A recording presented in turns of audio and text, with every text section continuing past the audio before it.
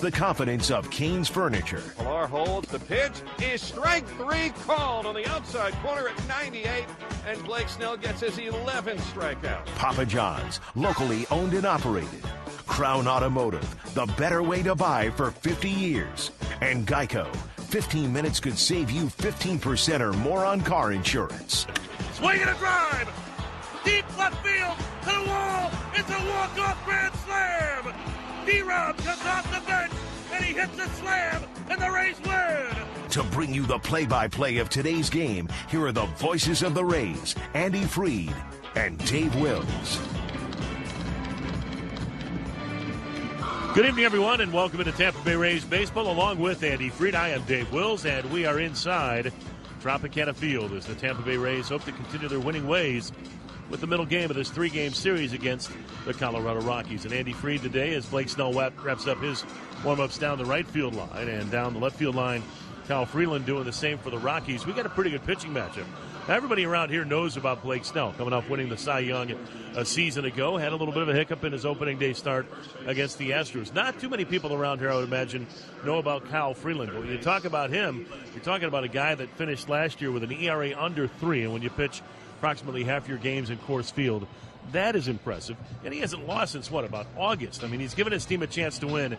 In each of his last 12 starts, the team is 11-1 during that span. And he was really, really good in his first start of the season against Miami. So for the Rays offense today, it's a little bit of good luck we're all counting on. Probably. I mean, I think the Rays feel pretty secure with Snell on the mound. You mentioned Freeland's numbers with the Rockies and the Rockies' numbers with Freeland. In other words, they almost always win when he pitches because he keeps his team in the game. Well, of course, it's the same for the Rays and with Snell. This is two young future faces of the game, and Snell probably already is. I mean, getting attention by winning the American League Cy Young, by doing what he does. It is out of here! The only pitch that matters is the next one. If you're experiencing erectile dysfunction, connect with a healthcare professional to see if treatment is right for you.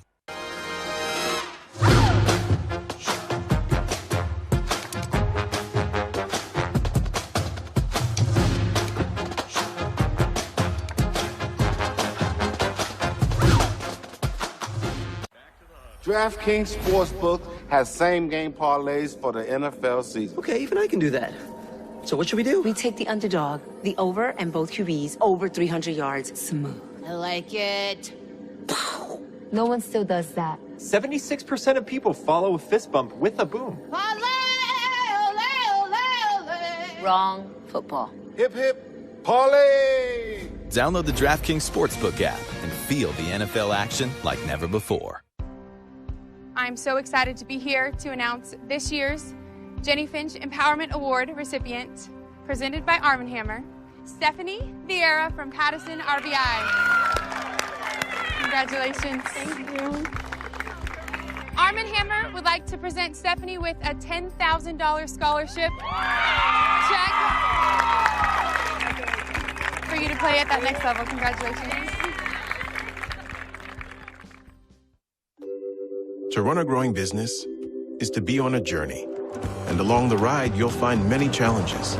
Your Dell Technologies advisor is here to help, so you can stop at nothing for your customers.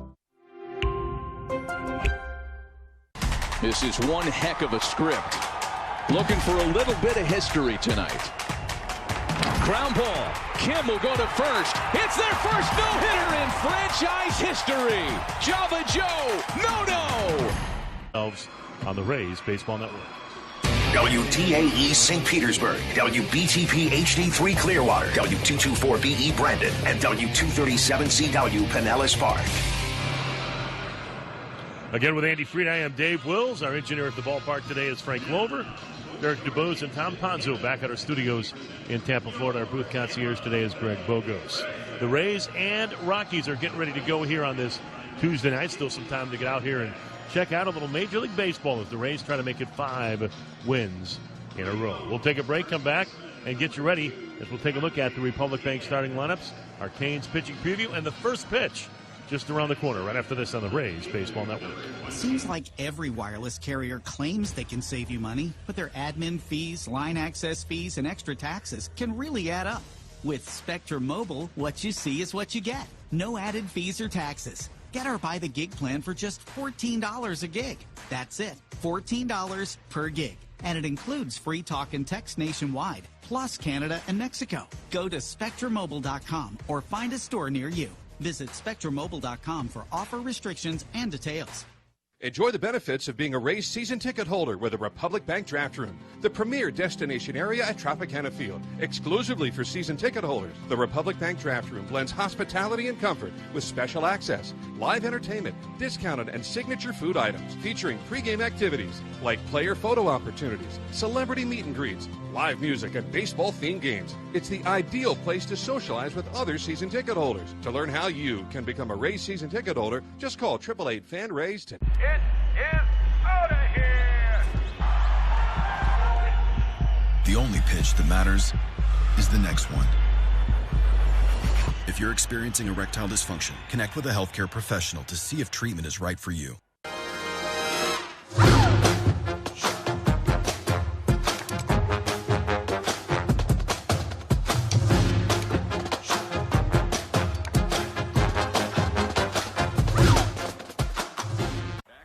DraftKings Sportsbook has same-game parlays for the NFL season. Okay, even I can do that. So what should we do? We take the underdog, the over, and both QBs over 300 yards smooth. I like it. No one still does that. 76% of people follow a fist bump with a boom. Wrong football. Hip, hip, parlay! Download the DraftKings Sportsbook app and feel the NFL action like never before. Baseball cards are all the craze right now, and Loop is the spot to get your sports cards. Loop is amping up your card collection, giving away $10,000 worth of cards, including 2 mint, gem, Mike Trout rookie cards. Oh, that guy is good. Go to loop.card/baseball, download the app on your iPhone or Android, and you are entered to win. It's a card show in your pocket. I'm so excited to be here to announce this year's Jenny Finch Empowerment Award recipient, presented by Arm & Hammer, Stephanie Vieira from Patterson, RBI.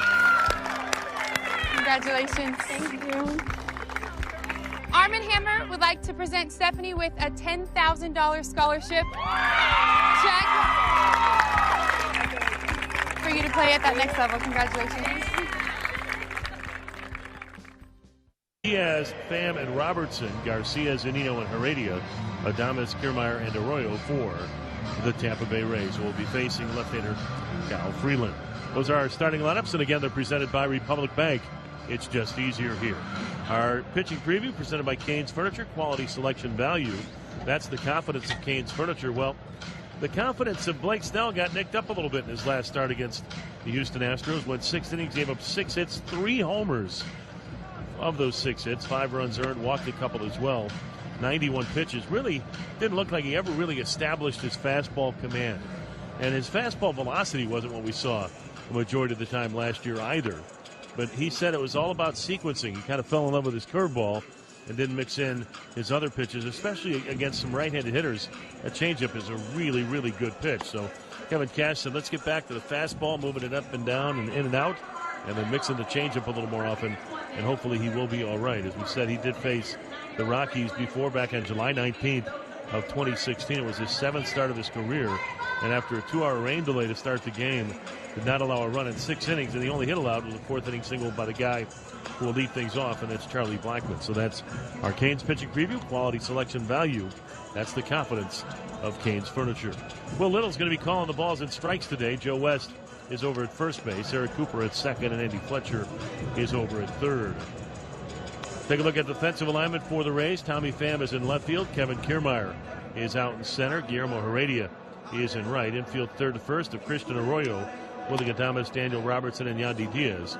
And the battery of Blake Snell and Mike Zunino. The Rays are wearing their home whites, their majestic athletic uniforms, tops and bottoms today, while the Rockies are going with their alternate purple tops today with the road gray pants. So we're ready to go here on this Tuesday night. Rays looking for their 5th straight win and trying to continue what has been a really, really good start to this 2019 season. And the call to play-by-play for the first couple of innings tonight. Here's my broadcast partner, Andy Freed. All right, Dave, thank you very much, and good evening to you from St. Petersburg. Blake Snell has to be anxious a bit getting back to the hill after the opening day loss. And Charlie Blackmon here to greet him. Left-hand hitter and the first pitch of the night from the Rays star southpaw is a fastball striking the knees at 7:10. Underway at Tropicana Field. People still coming into the ballpark as we get settled in for the first Tuesday of the regular season. And Snell throws, grounded to the right of the shortstop Adames. Backhands, juggles, bare hands, throws one to first in time. Got a hustling Blackmon, and Adames, who was shaded a bit up the middle, not totally shifted, but he did have to go hard to his right and stayed with it. There's one down in the first. Well, he made a play like that, I think, in the opener or maybe the second game of the season, where he did a nice job of getting over and getting his feet in position to throw. This time, even though he bobbled the baseball, because his feet were in a pretty good spot, he was able to pick that ball back up and still get something on the throw to get, as Andy said, a hustling Charlie Blackmon by his stride. So nice play by Willie. Didn't panic, was quick, and made a strong throw to get the out. The Rays are one of 5 teams remaining that have not yet committed an error this year. Garrett Hampson, right-hand batter, takes fastball too high. 1 ball, no strikes. Yeah, the defense has been more than solid. They've made the everyday play and several spectacular plays. 1 ball, no strikes. Rays in at the corners, and Hampson takes off speed up and away. Blake throwing the changeup there. That's a pitch we expect to see a little more this start than in the last one, when of his pitches, 37 were fastballs, 34 were curveballs, and only about 14 changeups or so. Here's a swing and a miss. And there is the changeup. 2 balls, 1 strike.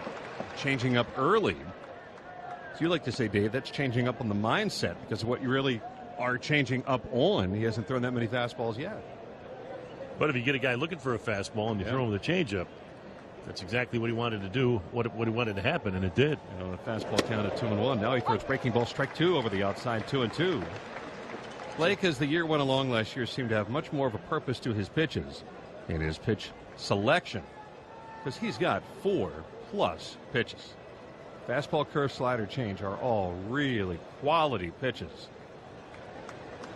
And if you're a hitter, you really can't settle in on one regardless of the count. He throws 2-2, fastball too high. Full count 3-2. I like that the velocity's back a little more today. I think, again, last start it was mostly 94, 95. This one, we've seen a couple of 96s already. But again, it's about fastball command, and all the other pitches then work off of that. And last year he had the fastball command really start to come around toward the second half of the season. Did he ever? 3 balls, 2 strikes. The leg lift and the delivery is strike 3 called over the outside. He changed up on him, and down goes Garrett Hampson. So I don't know what he was looking for, but he clearly was not expecting that pitch from Blake Snell. Well, when you're, again, you were behind in the count, you were up in the count 2-0. He threw you a changeup, you swung through it. Then it was 2-1, and you're thinking, all right, well, I got to look at fastball. He threw you a curveball, it was 2-2. 2-2, he threw an elevated fastball that you spit on and took. But then on 3-2, you're not expecting the backdoor curveball, and it just buckled him. It really did. I mean, talk about a sequence of pitching. Yeah. Blake Snell did it right there. I thought it was a change when we saw the replay. It absolutely was a backdoor curve. Nolan Arenado drills one down the third base line, foul, with the third base umpire Andy Fletcher backing out of the way. Count is 0-1. It wasn't one of the biggest bending curveballs that he's thrown. A lot of times he'll even bounce the curveball in, but it certainly caught Hampson by surprise. 0-1 the count to the always dangerous Arenado, who had 3 hits yesterday. 2 singles and an RBI double. Second baseman Robertson shaded towards the middle. The Snell from the line and deals. Swung on and missed. With a breaking ball, and it is 0-2. With a lot of pitchers, we can up here say, the breaking ball, because it's either a slider or a curve, but Blake has both of those pitches. 0-2. Snell's delivery. Now that curveball bounced several feet in front of home plate. 1 ball and 2 strikes. The count to Arenado. Still does not have his first home run of the year. The double he drilled off Wilmer Font yesterday was thankfully one where he hit the top half of the baseball, because it was just mashed. 1-2 the count. Snell drops the arms, now comes around with the left one off the end of the bat, slow roller out to short. Picking it up is Adames, sets himself and throws on to first, and it's a 1-2-3. First inning for Blake Snell, and at the end of half, Kyle Freeland takes to the mound. It is Colorado. It is The only pitch that matters is the next one. If you're experiencing erectile dysfunction, connect with a healthcare professional to see if treatment is right for you.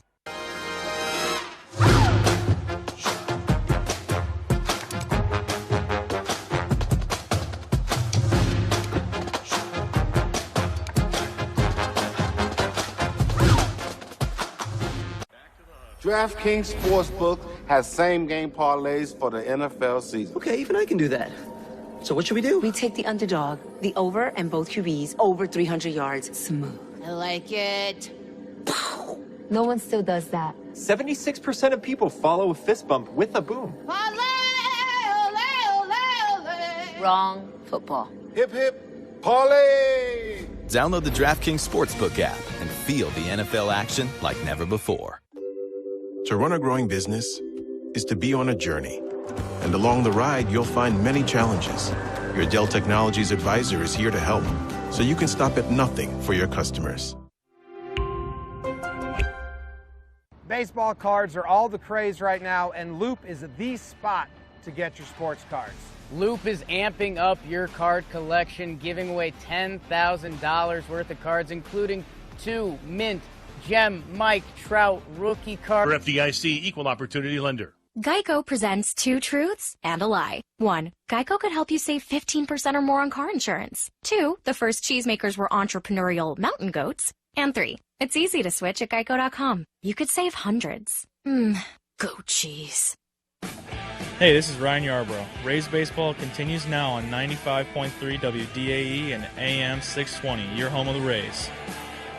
Today's starting pitching preview presented by Cain's Furniture, quality selection value. That's the confidence of Cain's Furniture. Kyle Freeland, since August the 6th of last season, 12 games, 9-0. His team is 11-1 during that stretch. Fastball that'll sit around 93. It's upticked just a little bit from a year ago.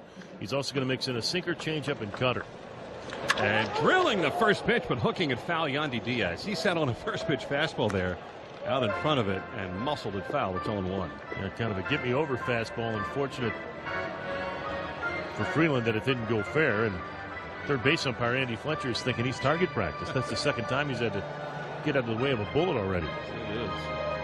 0-1. Yandy is 6 for 17 to begin the season with a home run, and that's his only run batted in. On 0-1, Freeland pitches high and tight, 1 ball, 1 strike. That's our starting pitching preview presented by Cain's Furniture, quality selection value.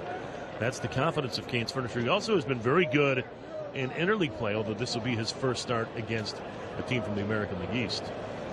Diaz takes off speed, down and away, 2-1. From the third base side of the rubber, a little bit of a hesitation or hitch in his delivery. Obviously, first time we're seeing him in person. Saw him in the National League wildcard game a year ago. And watched the highlights of the game that he had against the Marlins, in which he looked very sharp right from the very beginning on opening day. Here's the delivery, and it's high and away. 3 balls and a strike. 7 innings against the Marlins, 2 hits, a run. It was a home run. Walked 1, struck out 5. In his interleague play, he is 6-0 with a 1.78 earned run average. Down the hill he comes on 3-1. Diaz half swing, and he went through.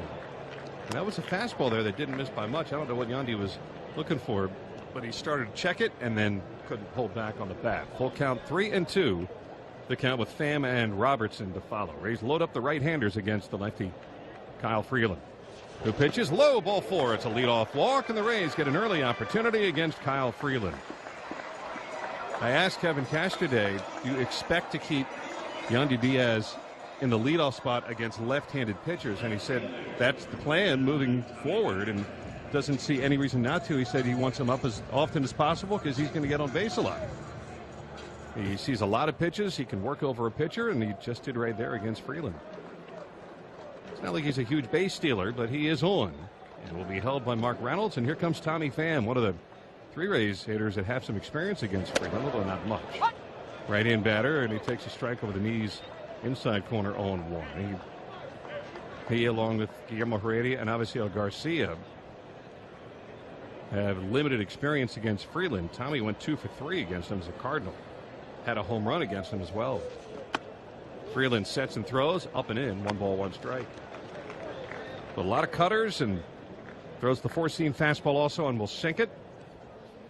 Some changes, some sliders, but fastball and cutter combo, very big. This 25-year-old lefty. 1 ball, 1 strike. Fan takes up and inside. 2 balls, 1 strike. Defensively for the Rockies, David Dahlin left. Ian Desmond playing at deep center and Charlie Blackmon in right. Infield third to first of Arenado, Story, Hampson, and Reynolds on the battery of Freeland and Iannetta. Second baseman Hampson shaded towards the middle. The infield is looking for a double play. On 2-1 to Fan. Here it comes. Strike over the inside, said Will Little. And it's even up 2 balls, 2 strikes. Fastball that just clipped the edge up and in a bit from Tommy Pham.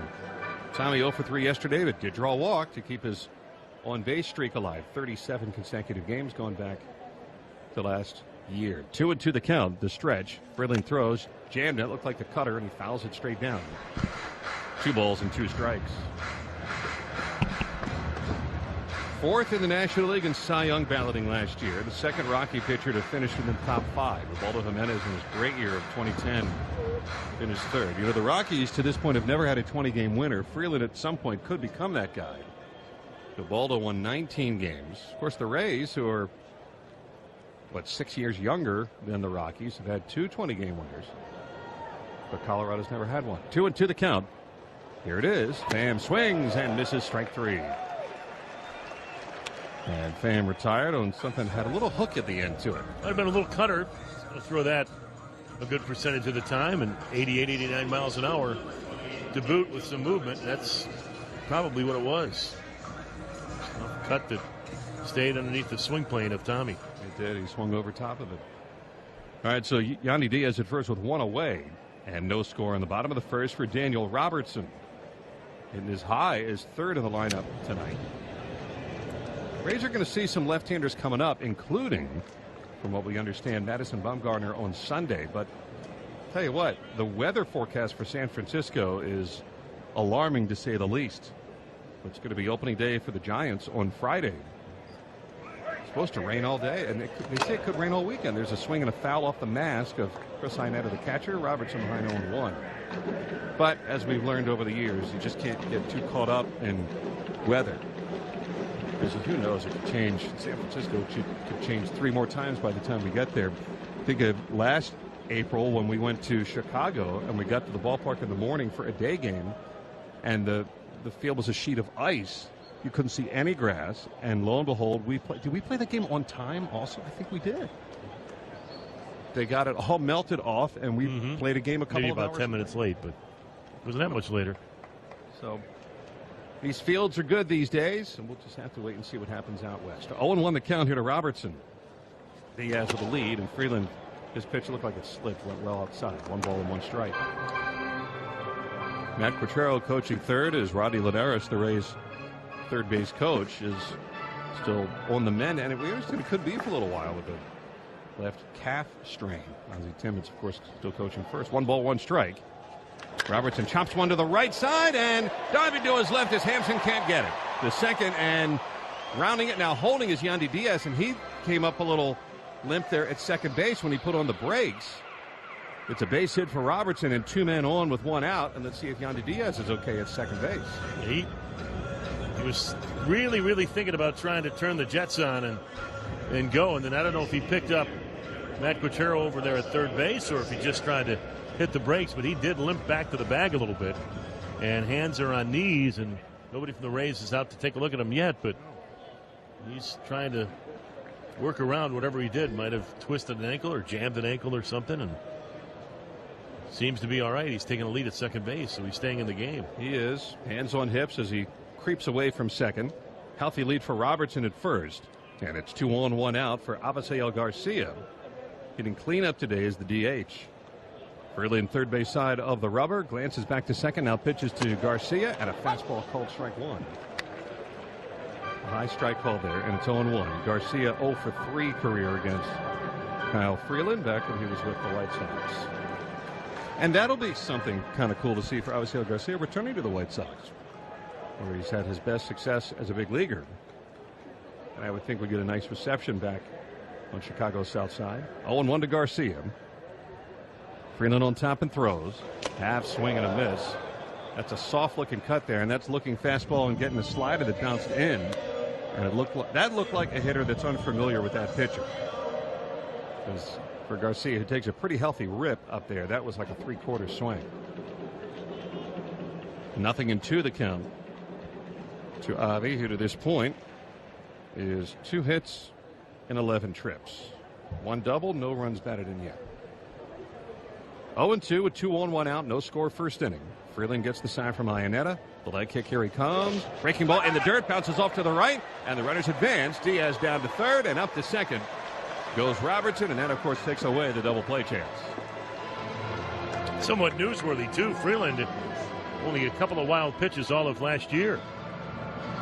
Here he tried to throw maybe his best cutter, best slider, back foot slider, and skimmed it in there, and Iannetta trying to keep it around home plate could not do so. So base hit here could score a couple of runs. Fly ball should be able to score a run, too. Sure should. Just like we said on opening day, and really we could have said this for all the pitchers we've seen, especially the ace-type pitchers like Garrett Cole and Freeland. You got a chance early, you better take advantage. 1 ball and 2 strikes to Garcia. Here's Freeland throwing, and he's high with a fastball, 2-2.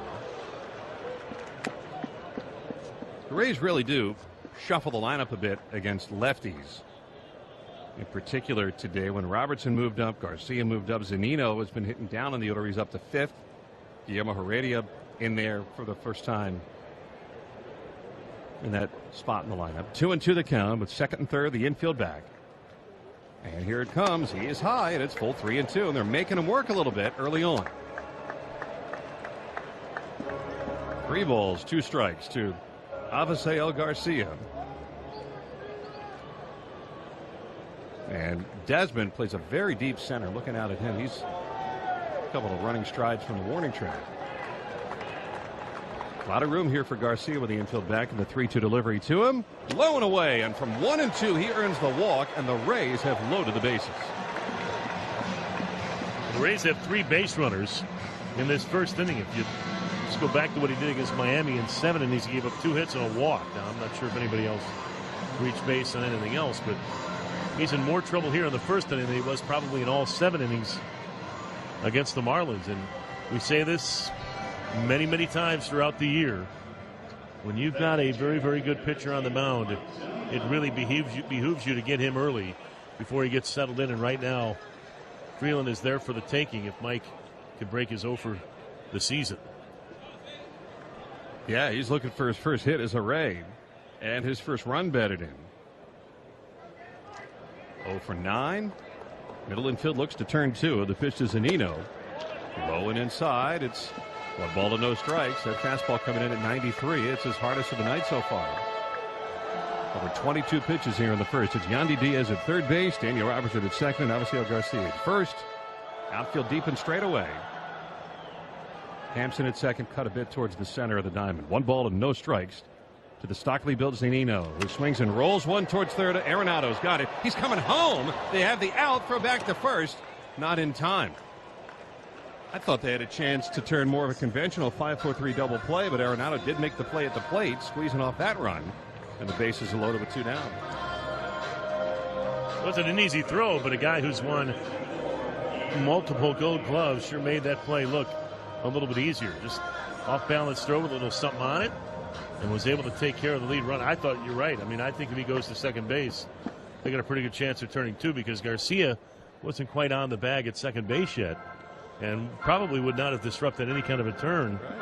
So kind of an interesting thought process to come home with. Kevin Cash is saying something to Will Lill. Are they going to be reviewing something? Did Iannetta not step on home plate? Oh, he might not be on the bait. He's not on the plate. Wow. This would be an incredible catch by Ray's video. He was just out in front of home plate, and his foot was up on the toe. Yeah, I don't think he was on the plate. This would be a major turnaround. Joe West, the crew chief, is heading in for first base with home plate umpire Will Little. By the time he gets the headphones on, this should be resolved. And this replay brought to you by Spectrum Mobile. Spectrum Mobile, you can save up to 40% on your wireless bill. Find a store near you at spectrum.com/stores. I mean, Kevin Cash came right out and instantly said, we want to review this. And they're showing it on the big video board now. And, I mean, Iannetta's heel is not on home plate. It's tilted upward. And we are that close to maybe the Rays getting their first run of the night. And unless they have 17K resolution on their cameras and videos in New York City, I got to believe they can overturn this. Well, they might. We don't know. They might have that 17K you're talking about at the Rock. As you and I or they can hide behind the fact that they can't really see if his foot, if a spike's not touching the base, which if it's not touching the, if they can't tell that it's not touching the plate, it's got to be clear and convincing. And it's a like you said, I think it's a good get. Yeah. But if you lose this, you lose your replay in the first inning. Tells you how sure the Rays are about this. That they're going to risk it right away in the first. This is taking longer than I think it should. That's what's making me nervous about this. The longer it takes, you think they're trying to find where he was on it? Well, I think they're trying to prove that he's not on it. And if it's taking this long to prove it, I'm a little nervous. They are still reviewing it. Joe West and Will Little are first run of the game hinging on their decision. They're off with the headsets, and the ruling is safe, and the Rays take a 1-0 lead. It is overturned, and now there's one out and bases loaded and 1 run in. What a turnaround. And hats off to the Rays replay down there, because that is really a tremendous spot by them. So they're saying fielder's choice. Error catcher. And that's the right call. That makes sense.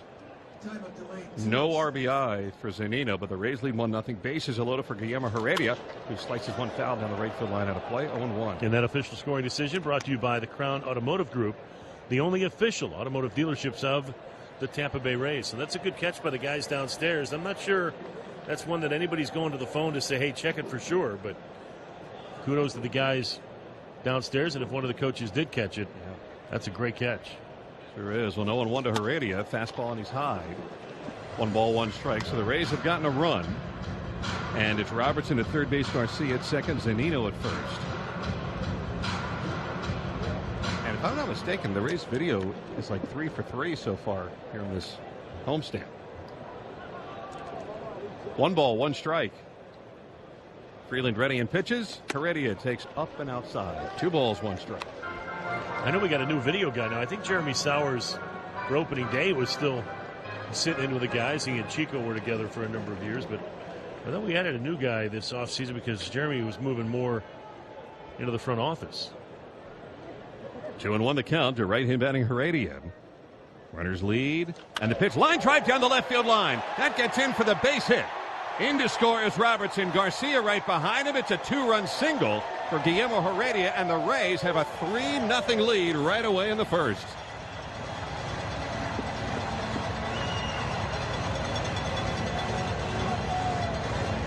Well, now it's time to pile on. You get a little bit of a break, and you got to take advantage of it. And Heredia, who has had some success in the past, continues that right here. He got a pitch that I'm sure Freeland wanted up a little bit more, and Guillermo was able to climb the ladder and go get it. And Steve Foster, the pitching coach for the Colorado Rockies, is probably doing something he hadn't do a whole lot of here over the last 12 appearances by Kyle Freeland, and that's go out and visit with him in the first inning of a game. Let alone any time in the game with Freeland on the mound. And so Steve Foster is back to the dugout. 5th year as pitching coach with Bud Black and the Colorado Rockies. You know, Steve Foster used to be a scout for the Rays in 1996 and from 99 to 2000. All right, the Rays have first and second, and up comes Willie Adames. Willie takes 2 high and in. 1 ball, no strikes. Zunino at second, Heredia at first. 3 home already as the Rays up to an early start with Snell on the mound, giving him a bit of an early cushion. 1 ball, no strikes. Adames swings and pops it up foul over the first base dugout out of play. 1-1. You know, the wild pitch is a big play in this inning also. It made it second and third. And with Avisail Garcia at the plate with first base open and behind 1 and 2, he was able to work it and then accept his walk. You know, and Dave, they just showed us a view from the side on the Zunino ground ball. Adamba starts to go, holds back. He takes a strike of the knees, 1-2. I feel pretty strong in saying that Arenado would have had a fairly routine double play if he had decided to take the normal double play. Garcia was not that close to second at all. Zunino would never have made it to first had they turned it. So the Rays getting a couple of breaks this inning. 1-2. Freeland on top. Now throws. Adambas, strike 3. Like a half swing, and down he goes. Willie's having a hard time here in the early going. 2 men retired. And now the lone left-handed batter to stand in there tonight against Kyle Freeland is Kevin Kiermaier. Well, Willie right now, he's in that dreaded in-between zone. And that's somewhere you never want to be as a hitter, where you're kind of guessing and wondering and hoping and probably overthinking a little bit. So you're you're ready for the fastball, but you want to adjust to something off speed, and you catch yourself somewhere between being ready for the fastball and adjusting off speed. And more often than not, you're not going to hit. 31 pitches for Freeland, and the Rockies are getting the bullpen going. Kevin Kiermaier takes slider low outside, ball 1. It's got to be something that they don't like what they're seeing, because not just the 31 pitches, but the fact that with 2 outs in an inning, you might be thinking, all right, well, he's about ready to get out of this. They get a guy up. Oh, that. Carlos Estevez just brought up from AAA Albuquerque today with Jake McGee going in the IL. Kiermaier takes down and outside. It's 2 balls, no strikes. So Estevez is the right-hander starting to warm. He's a huge righty, 6'6", 275 from the Dominican. Zunino at second base, already at first. 3 in for the Rays, 2 down. And a pitch to Kiermaier, swung and fouled straight back. He was out in front of that slider. 2 balls and 1 strike. Well, you sit there and talk about this game being such a mental game, too. There's reports that the Rockies have agreed to a 5-year extension with German Marquez, who's going to start in tomorrow's game. And sometimes you always wonder, how does it affect a guy that might be a step or 2 better than him, like a Kyle Freeland? He might be thinking, well, why am I not getting, or what's going on? How come they're not talking to me? 2 balls and 1 strike. Kiermaier slices it foul. Of course, you don't know. Maybe they haven't. Maybe he's turned it down. True. And I'm just, again, kind of just throwing a little spaghetti against the wall. But it's Extension City again today. Randall Pritchett, supposedly with the Blue Jays. Ronald Acuna Jr. with the Braves. A lot of money being kicked out here via extensions to guys who are already on their teams. Acuna was 8 years. $100 million. 2-2 the count to Kiermaier with the runners taking their leads and time called. That's like Mark Topkin money when you combine his newspaper and radio gigs and TV and blogs and the book. Don't forget the book. The heater. 2-2 to Kiermaier. The heater. 36th pitch of the inning coming up by Kyle Freeland, and time called to the plate. 18 strikes, 17 balls, and threw 93 pitches in the victory against the Miami Marlins. Boy, when Freeland last had a line like this. 2-2, here it is. Struck him out swinging to retire the side. Kiermaier was ahead 2-0, but back to get him is Freeland. But a 36-pitch first inning in which the Rays score 3 times. They leave. How does a business reach peak performance? Faster communication, easier collaboration, better teamwork. That's why high-performance organizations rely on high-performance technology solutions. And who do they choose to help them? Mitel, making communications and collaboration seamless so businesses can stay connected, engage customers and fans, and win at the highest level. The most important calls in baseball and in business are made with Mitel, powering connections for thousands of peak performance organizations worldwide.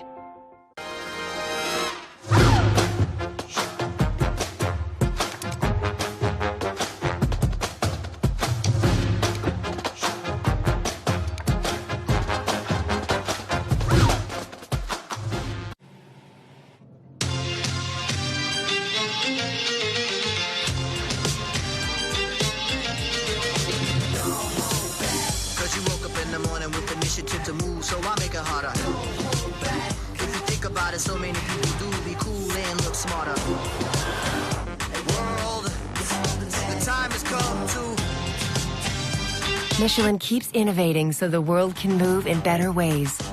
Michelin, motion for life. To run a growing business is to be on a journey. And along the ride, you'll find many challenges. Your Dell Technologies advisor is here to help, so you can stop at nothing for your customers.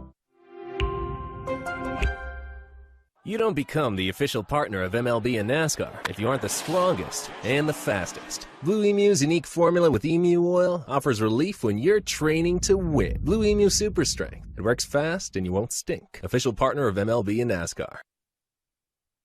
Courageously, Tijuana Flats, always keeping it fresh. Hey, this is Kevin Cash. Catch the best Rays talk with Ronnie and T. Krez on 95.3 WDAE and AM 620. Well, Blake Snell given a 3-0 lead today. He had a 1-0 lead in the game on Thursday in the opener. Let's hope today's lead is one he can hold on to as he gets ready to face Trevor Story and then David Dahl and Ian Desmond here in the second inning. It's nice to have a lead for the Cy Young Award winner of a year ago. And his first pitch to Trevor Story, he jumps back, but it's a called strike at the top of the zone, said Will Little. 0-1 to Story, who had a quiet night yesterday. 0 for 4 with 3 strikeouts and is just 2 for 19 on the season. He has hit the only Rockies home run to this point. Story pops one up off the end of the bat foul to the right side and towards the upper deck. On the Snell change, it's 0-2. Looking at the lineup that Snell faced when he saw the Rockies the other time in his rookie year of 2016 in Colorado. Blackman, Arenado, and Story and Mark Reynolds were in that lineup that night as they are today. Throws off speed, low and outside, 1 ball and 2 strikes.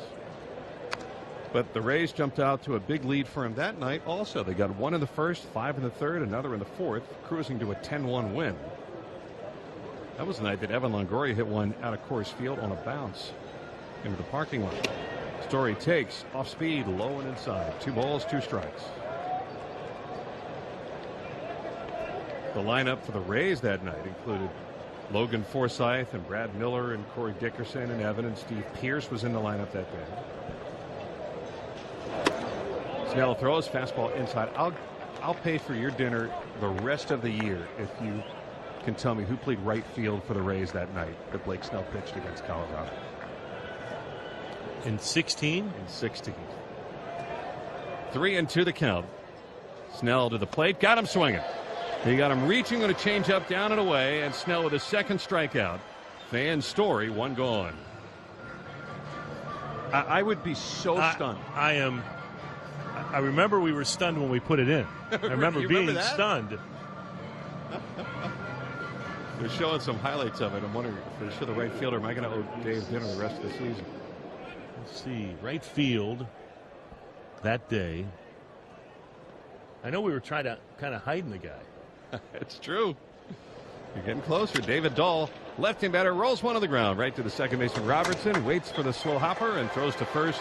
And on 1 pitch, there are 2 down. If Rays pitchers strike out 10 batters today, visit CaneStrikeout.com for a printed home voucher to take to Cane's Furniture within 3 days. Receive a coupon for 1 free taco, chips, and medium fountain drink at participating area Tijuana Flats locations.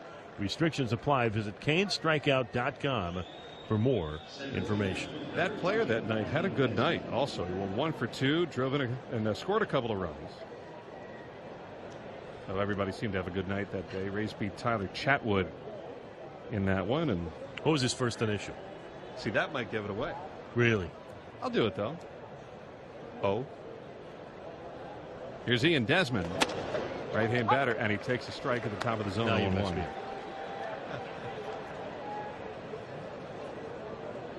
3-0 Rays second inning. What's that? Who was it?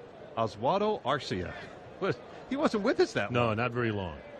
That was, June of 2016. Snell throws, swung on and missed by Desmond, and it's 0-2. Rays won that series 2-1 in Colorado. The Rays lead the all-time series against the Rockies 10-9 with the victory yesterday. Desmond 0 for 4 yesterday. And 0-2 with 2 out, no one on. Snell looking for the shutdown inning after the big first by the Rays. And here he comes, bounced in the curve. It's 1 ball and 2 strikes. Got to give a little shout out here. My nephew, Tyler Guigenti, is tuned in. He says he's got a bunch of guys that are listening in Bloomington, Indiana. The Hoosiers are tuned in to our broadcast here. So, Ty, hope you guys are having a good Tuesday night. And, hitting the books while Uncle Grumps keeps you company. He's not grumpy tonight, guys. He's feeling good. Never grumpy. 1 ball, 2 strikes. The left-hander Snell pitches. Check swing. Appeal. No, said Joe West. And look at Blake Snell. He's off the mound and has something to say to West and something to say to Will Little. He was sure that Desmond went around on the swing. He was, I'll bet, 5 full steps off the mound. Well, it was a strike to begin with. And then he swung. Kind of, sort of. Look, you know, it all depends what kind of mood umpire Grumps is in, and right now he's not in the mood to call that a strike. But it's about that time, Joe. It's about that time. You were saying before the game, too, that you've noticed that Snell is a bit more demonstrative. And yes, he is. When did you ever see that reaction from Blake Snell before? He couldn't believe it. And I see he's taking a couple of deep breaths on the mound to reset. Out of his wind, he comes home 2-2. Breaking ball low, 3-2. And I just got a text from my daughter, Michelle, and she said that her and her friend Sam and Giancarlo are also listening while they're out at dinner on the app. They've got the app, the phone right at the table while they're enjoying a little dinner and listening to Dave and Andy. So thanks, daughter. Thanks for listening as well. It's a good thing I got a nice family that listens to our games. Helps with the people listening. You were having dinner with your daughter. You just didn't realize know it until. Next thing you know, I'll get the bill. Yeah. The 3-2 pitch on the way to Desmond. He struck him out anyway. He threw a breaking ball, and Snell is shouting on his way to the dugout. And he's not shouting in any particular direction, but he's fired up. Bottom of the ninth, and here's the pitch. Line drive. It is out of here!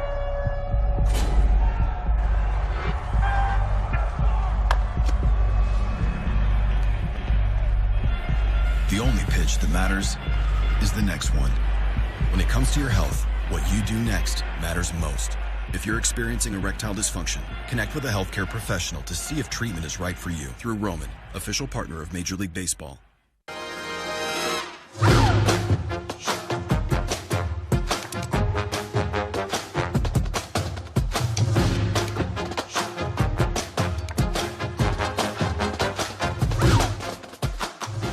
Baseball cards are all the craze right now, and Loop is the spot to get your sports cards.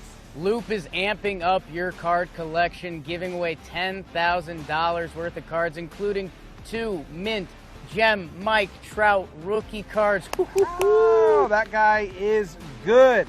Go to loop.card/baseball, download the app on your iPhone or Android, and you are entered to win. It's a card show in your pocket. I'm so excited to be here to announce this year's Jenny Finch Empowerment Award recipient, presented by Arm & Hammer, Stephanie Vieira from Pattison RBI. Congratulations. Thank you. Arm & Hammer would like to present Stephanie with a $10,000 scholarship check for you to play at that next level. Congratulations. To run a growing business, Will donate $100 to Moffitt Cancer Center, the Tampa Bay Rays and Moffitt Cancer Center, saving games and saving lives together. Hey, this is Mike Zanino. Rays baseball continues now on 95.3 WDAE and AM 620, your home of the Rays. On we go to the second inning. Kyle Freeland threw 36 pitches in the first, and his first one of the second inning is low and in to Christian Arroyo, who returns to the Rays tonight. Freeland hesitates, pauses in the windup, and pitches Arroyo with a big swing, and he pops it up to shallow right. Charlie Blackmon coming in and out back a step to his right to catch it, and there's out number 1. The day after the Rays score 6 runs, which is today. You get 50% off your entire online order at papajohns.com with promo code RAYS6. Better ingredients, better pizza. Papa John's. So again, you've got some time tonight to do that. Buddy Kyle out there, Wesley Chappell, one of the delivery guys for Papa John's, says he was expecting a busy day today. He'd be in contact during games last year, as I remember, yes. Right? Yandy Diaz takes at the top of the zone. It's a called strike from Freeland. And 0-1. Yandy drew a walk and scored the first of the 3 Rays runs. Freeland out of his windup. Well, he really holds that hesitation, and pitches swung on its half foul. 0-2. Freeland looks like the Captain Morgan guy that holds that pose with the knee up. Yeah, they always talk about pitchers have to be balanced on a mound. That shows some pretty incredible balance to be in that wind and then just stop, hold, 1-2, and then go. He holds 1-2 and pitches. Backdoored him, just missed outside with a cutter. 1 ball, 2 strikes. They mentioned that Tyler, how do we say it again? Guargenti listing in Bloomington, Indiana. Well, Kyle Freeland went to college in Indiana at the University of Evansville. There's a swing and a foul back. 1-2 the count to Yandy Diaz. You know, our very own Tricia Whitaker, who's now part of the Sun Sports coverage. That's right. She went to IU. I think she now also teaches at IU and roots for IU. But she's got a lot of IU in her, too. There's a breaking ball low and inside to Yandy Diaz. 2 balls, 2 strikes. You ever been there? I've been to Notre Dame in Indiana. I think that's the only time I've been in Indianapolis before, several times. In protest, because I'm from Baltimore. But never to Bloomington. Never have. I went there and then I grabbed a chair and just flung it across the floor, just right in the middle of a basketball. Just to be like him. Here's Yandy taking inside. It's a full count, 3-2. Broadcasting the game. Jabari didn't get a rebound, and I grabbed onto a chair and just flung it right through. I mean, the thing is, he did get tremendous air under that chair. Some good spin rate. Yeah, very good spin rate. Here's Freeland's 3-2 pitch. Swung on and missed, strike 3. Yandy thought he had a pitch to hit. And you could see the way he looked up into the dome and turns and asks Will Little, would that have been a strike? I think it would have been. 2 out, no one on, leaves it for Tommy Pham. 3rd strikeout for Freeland. 2 out, no one on. Tommy Pham struck out swinging his only time. I'd say 3. That's 4 strikeouts for Kyle Freeland. And with 2 out and bases empty, here is Pham. And Freeland comes home. Breaking ball low and in. 1 ball, no strikes. Yeah, really, we've only seen Freeland on TV until tonight. But the way he holds the hesitation, it's not like he alters the hesitation at all. It's usually for about the same count up in the air. He comes home after that hesitation and misses high 2-0.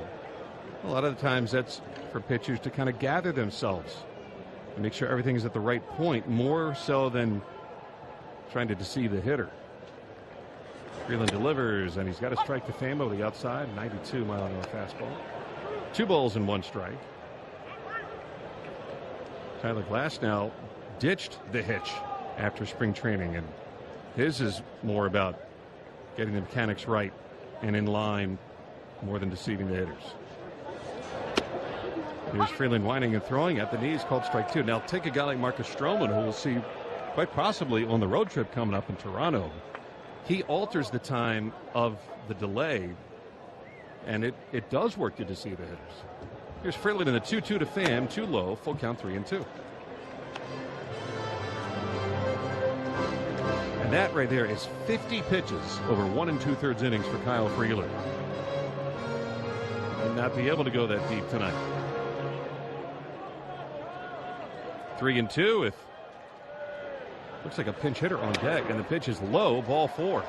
Tommy Pham draws the walk, and now on base 38 consecutive games, 1 shy of Johnny Damon's record of 39 that he set in 2011. Daniel Robertson is out of the game, and Brandon Lau is going to pinch hit for him.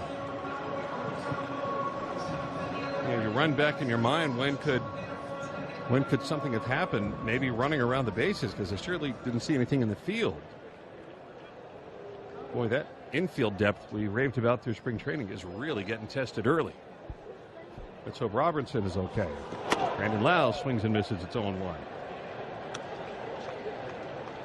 So Lau pinch hitting for D-Rob, who had singled and scored on the RBI, the 2 RBI hit from Guillermo Heredia.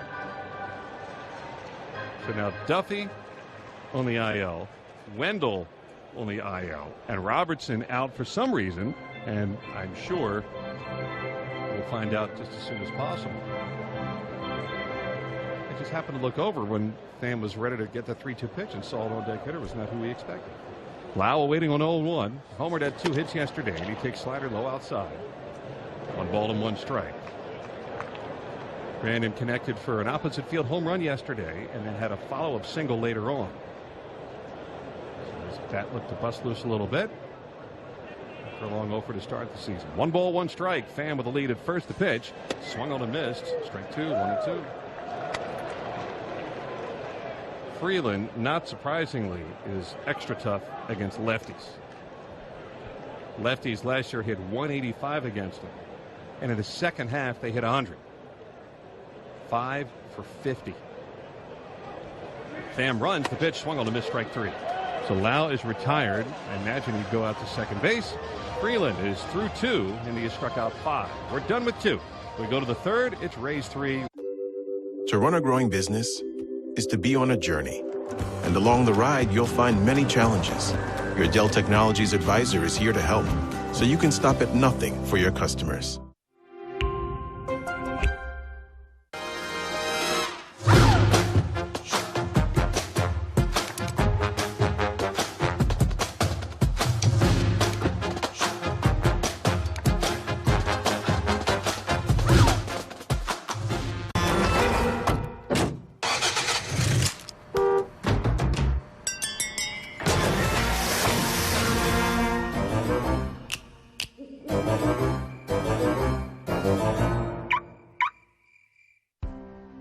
I'm so excited to be here to announce this year's Jenny Finch Empowerment Award recipient, presented by Arm & Hammer, Stephanie Vieira from Patterson, RBI.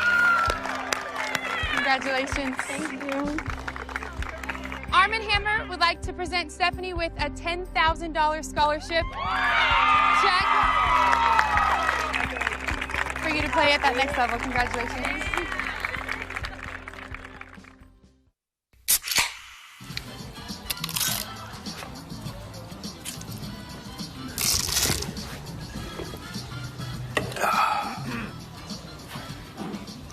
Nachos, better with Pepsi.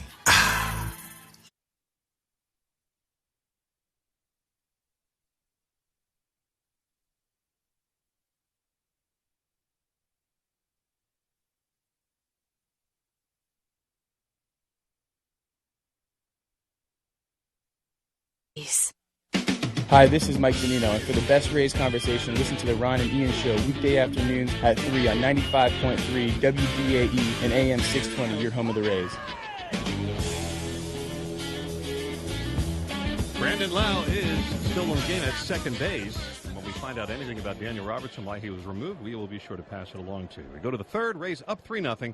Now back for the play-by-play. Here is Dave Wilson. All right, Eddie, thank you. And Blake Snell's first pitch on its way to Mark Reynolds is taking a bit outside for ball 1. Reynolds, Iannetta, and then Valleca will get the call here. The first 3 batters of this third inning against Blake. The 1-0 pitch was a swing and a miss. Nice off speed over the outside corner. The count 1 ball, 1 strike. Reynolds on the young year, 286. The batting average, looking for his first home run. 3 infielders are to the left of second. 1-1 pitch foul and straight back, and it's 1-2. 3-0 Rays here in the top of the third, looking for their 5th straight win. After dropping the opener, have reeled off 4 in a row.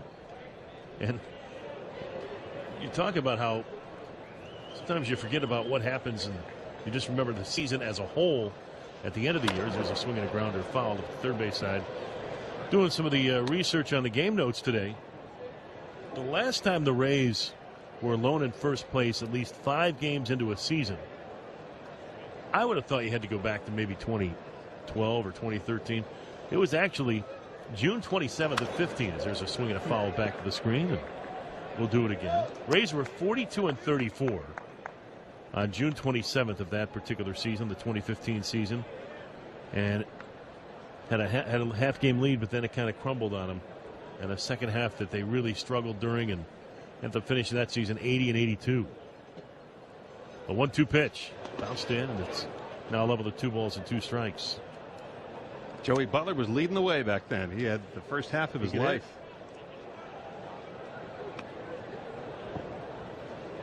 So 2-2 to count.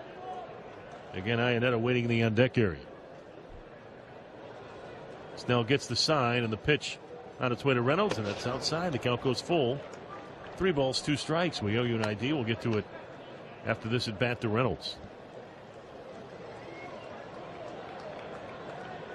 Well, Blake, as we said, showing a little more emotion on the mound than we've seen in the past, as the 3-2 pitch here is taken over the inside corner. Strike 3 call. The Got Reynolds looking. Looked like Reynolds was trying to sell it to home plate umpire Will Little that it was inside, but that had a good chunk of the plate.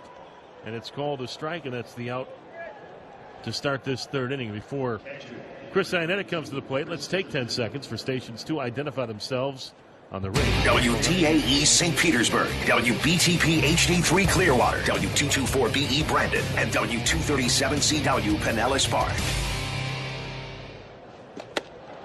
First pitch to Chris Iannetta is in there for strike one. With Andy Freed, I am Dave Wills, and we are inside Tropicana Field. We're so far so good.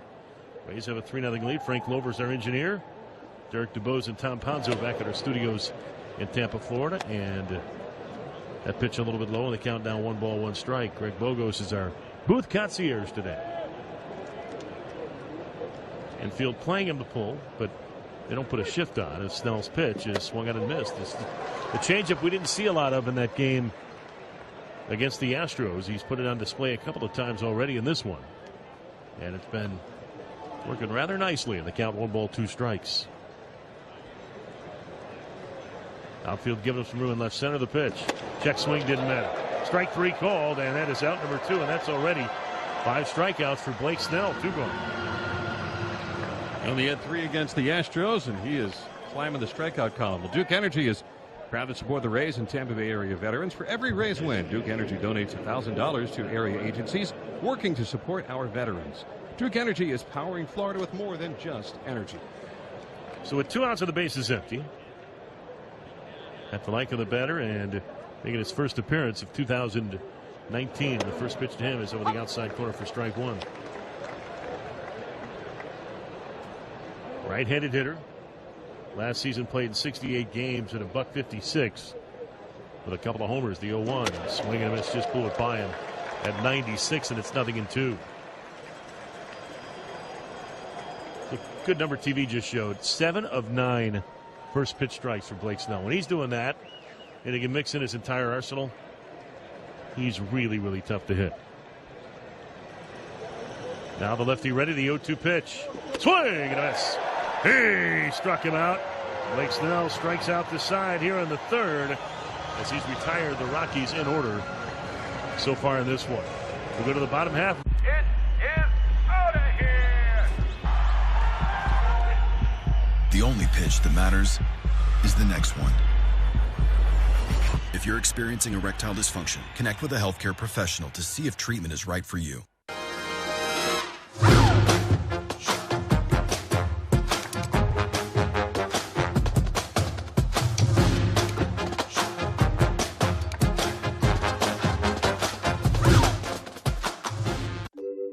To run a growing business is to be on a journey. And along the ride, you'll find many challenges. Your Dell Technologies advisor is here to help, so you can stop at nothing for your customers. I'm so excited to be here to announce this year's Jenny Finch Empowerment Award recipient, presented by Arm & Hammer, Stephanie Vieira from Patterson RBI.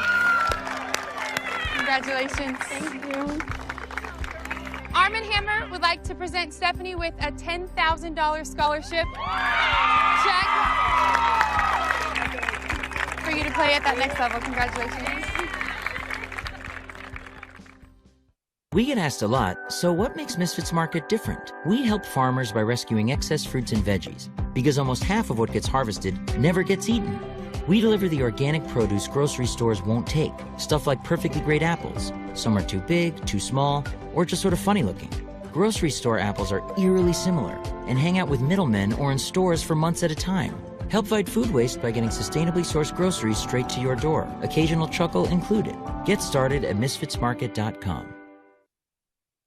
Static bottle opener courtesy of Republic Bank. All fans will receive one Saturday, April 20th, while supplies last. When the Rays are hosting the Red Sox. Visit RaysBaseball.com for more information. Rays up. Avisail Garcia will lead things off here on the bottom of the third. Rays leading at 3-0. Kyle Freeland with his first offering of the frame, and it swung and a miss for strike 1. Want to also say hello to a special listener out in Rochester, New York. Got a note the other day that said, can we say hi to Terry Sylvester? Terry's a fan of ours out there in Rochester. Was a pitch taken high and outside, from what we understand. listens to a lot of our games, if not all of our games. And Diane let us know that one of the big reasons why, well, he's a big Rays fan and loves listening to our broadcasts, but he got sold on the habanero hot sauce. That's great. With us talking about it, as here's the 1-1 pitch. There's a swing and a fly ball to the gap in right center. Ian Desmond, though, drifting to his left, is there to make the catch for out number 1. So, from what I understand, Diane telling us that that's where he heard about habanero hot sauce, and since Terry likes hot sauce, they've been ordering it from Habanero ever since, and we're right. It is amazing. So good. We want to, again, thank Diane, and also, again, a special shout-out to Terry Sylvester for being such a big Rays fan out there in Rochester, New York. Thanks for tuning in, and we just try to be good company, and we appreciate it. Terry, been out to Rochester many times, but I've never met you. There's Mike Zunino, and he takes the first pitch in there for strike 1. So, Terry, thanks for tuning in, and keep enjoying the habanero hot sauce. I went and bought some during the offseason, and a few other folks have liked it as well. Here's a ball skied up into the dome. I lost it. And right now, the Rockies are looking for it, and Nolan Arenado was able to follow it all the way into foul territory, just beyond the dirt part of the infield, and make the catch for out number 2. I don't think it scraped the dome, but it came pretty close. That's the thing with these lights. When it gets above the lights, we lose it in the dome. Arenado did not. Then we have an update on Daniel Robertson. He left the game due to illness day to day. That's always good. Have some guys start to get a little stomach bug right before we get on a plane together for 5.5 hours. Wonderful. So here's Guillermo Heredia with a 2-run single. So I'm really going to spend 5.5 hours in a tube. Yep. Here's a swing and a miss for strike 1. 3-0 Rays. All 3 of their runs coming in the bottom of the first inning. Now this is where, again, the guys have been together for a long time, and one guy gets a cold, 10 other guys get a cold. If one guy has a little bug, 5 or 6 other guys get a bug. And that's because you're surrounded by him for many, many hours a day. You're touching some of the same things, and then lo and behold, just like tomorrow, we're going to be in an airplane together for about 5 hours. This time tomorrow we might be over the Rockies. So. The 1-1 pitch, and that is taken over the outside edge. Said Will Little, and the count 1 ball 2 strikes to Guillermo Heredia. Wash your hands for hand sanitizer. Just don't touch stuff. Now the 1-2 pitch after a pause by Freeland, and that is strike 3 called over the outside corner. He clipped it, and after giving up 3 runs in the first, he's been pretty good ever since then. We go to the 4th, 3-0 Tampa Bay on the Rays Baseball Network. Bottom of the 9th, and here's the pitch. Line drive. It is out of here!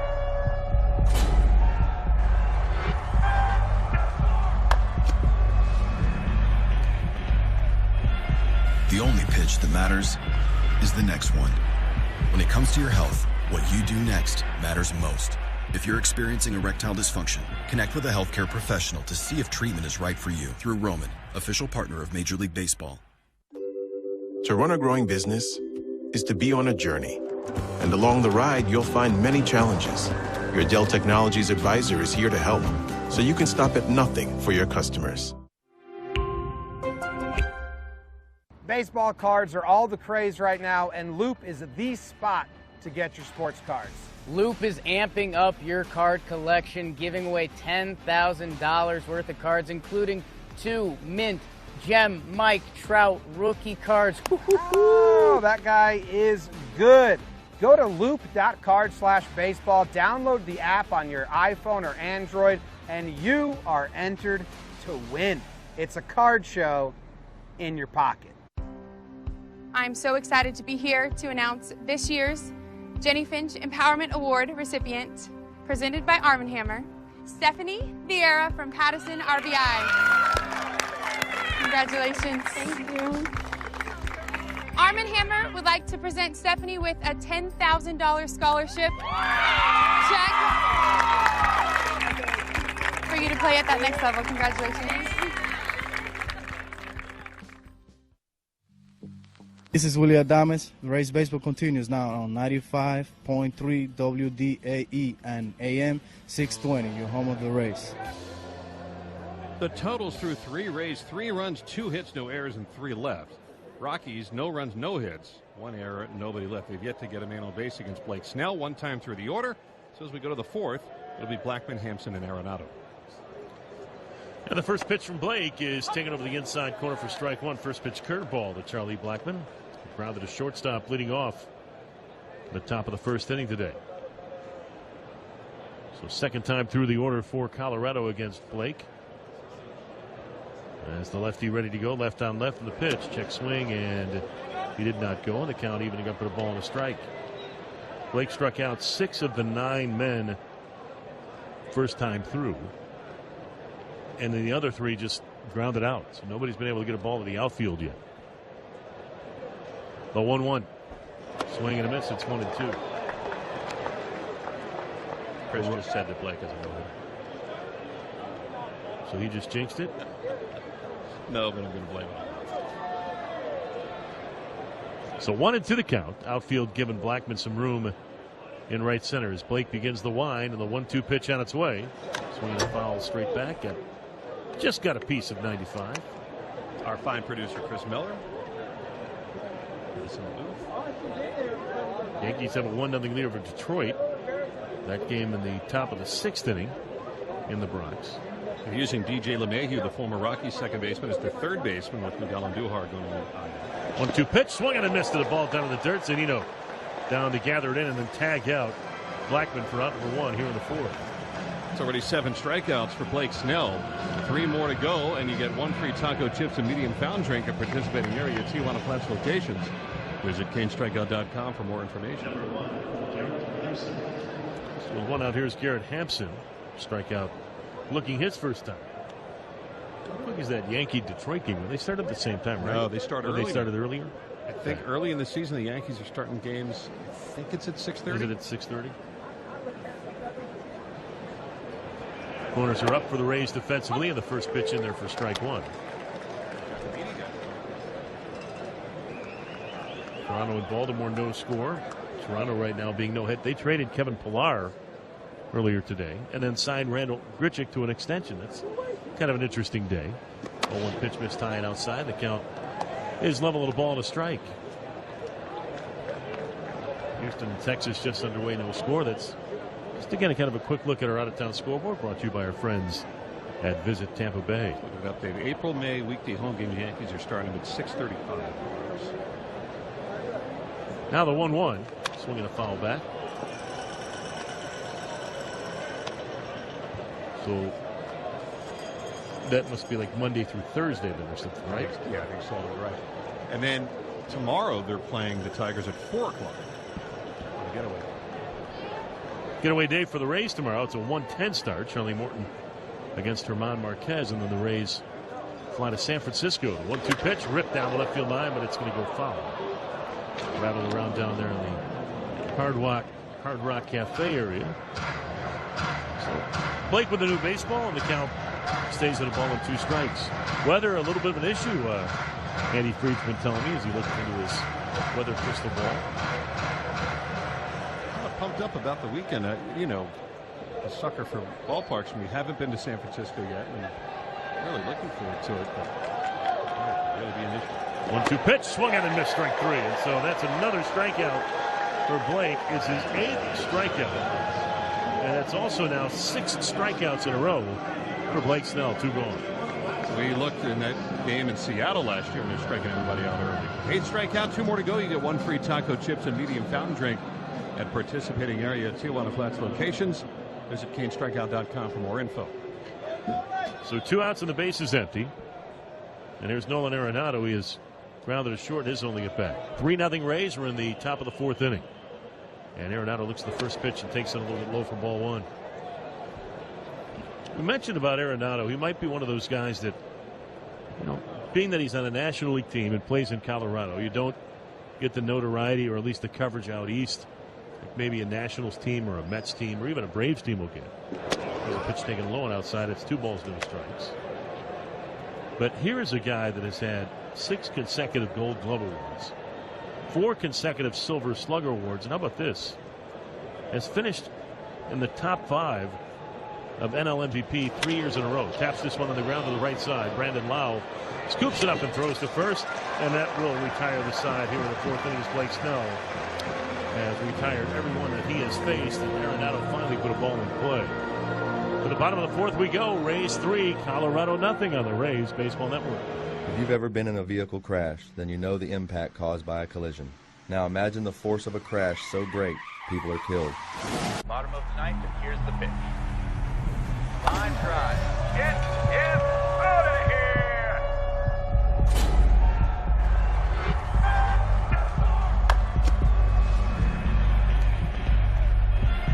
The only pitch that matters is the next one.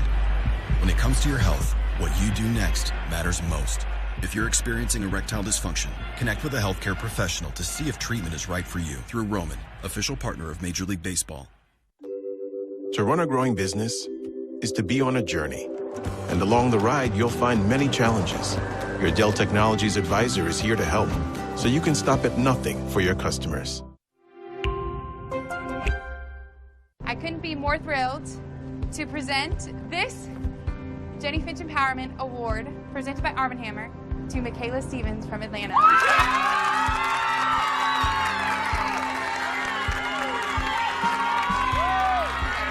Thank you. Mr. David James is going to come up here and present you with a $10,000 scholarship check from Arm & Hammer for you to pursue that next level of education. Thank you. Congratulations. Baseball cards are all the craze right now, and Loop is the spot to get your sports cards. Loop is amping up your card collection, giving away $10,000 worth of cards, including 2 Mint, Gem, Mike Trout rookie cards. Oh, that guy is good. Go to loop.card/baseball, download the app. St. Clearwater, may we suggest your first stop be visit stpclearwater.com. Find the inside scoop on beaches, a guide to our arts, restaurants, attractions, and events all near you. Time to start planning.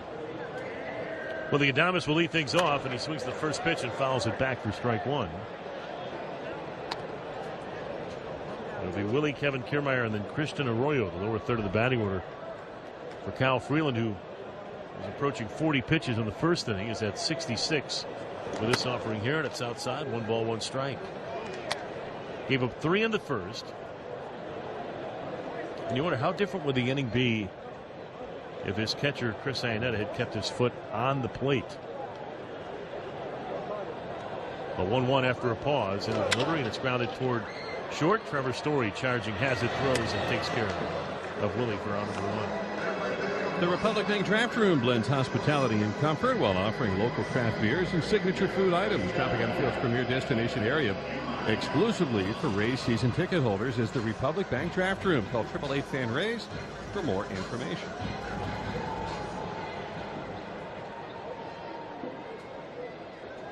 So with 1 out, here is Kevin Kiermaier, who struck out to end that 3-run first inning. First pitch to him here, and swing and a miss for strike 1.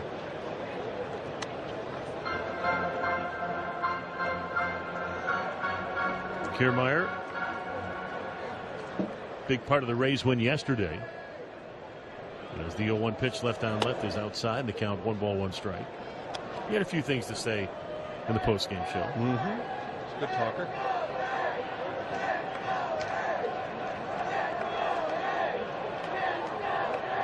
Now the pitch, just a bit outside. It's 2 balls, 1 strike.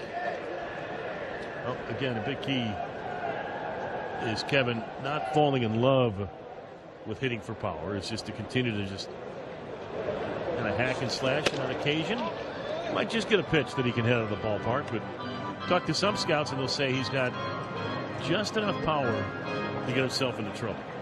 I think he's got more than just enough. I mean, but it can get him into trouble. 3-1 pitch, and there's a swing and a miss. It's 3-2, and right there is a good example. Pulled off on that pitch, opened up the shoulders, went flying, and had no chance of getting that pitch over the outer part of the plate.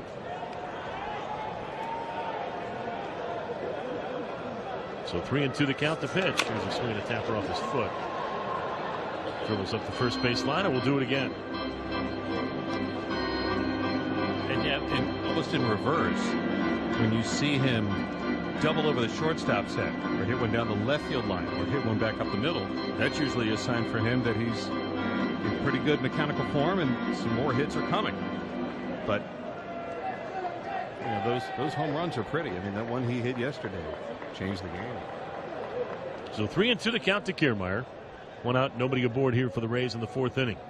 The pitch on its way, and there is strike 3 called. He split the outside edge, and Kiermaier is out number 2 here in the fourth inning. And with some help from that Iannetta error in the first, the Rays were able to put 3 on the board. Heredia with a big hit. And good thing, because Freeland has found his comfort zone here on the top of Kennedy Field now. That's 7 strikeouts for him. 8 in the game for Blake Snell. It's turning into the pitching matchup we kind of anticipated coming into the game. There's Christian, fly to right field his only time, and the first pitch to Arroyo over the inside corner for strike 1. Pitching matchup for tomorrow again will be Charlie Morton up against Herman Marquez, who, again, as we just said, supposedly agreed to a contract extension that's pending a physical. There's a swing and a roller foul at the third base side. And then it appears that we've got the kind of sort of pitching matchup set up for the weekend in San Francisco. Tyler Glasnow will start against Derek Rodriguez in the opener on Friday. Jeff Samardzija will go Saturday, and the Drew Pomerantz scheduled starter on Sunday, at least as of right now. We had heard rumblings about maybe seeing Madbone. The 0-2, and it's inside. 1 ball, 2 strikes. It'd be okay if we didn't. Game is Friday at 4:35, Saturday and Sunday at 4:05. As you make your plans for the weekend, the 1-2 pitch on its way. Swing and a miss. He struck him out, and Kyle Freeland, after a shaky first, has really settled in. Move along to the 5th. It's 3-0 Rays on the Rays Baseball Network. To run a growing business is to be on a journey. And along the ride, you'll find many challenges. Your Dell Technologies advisor is here to help, so you can stop at nothing for your customers.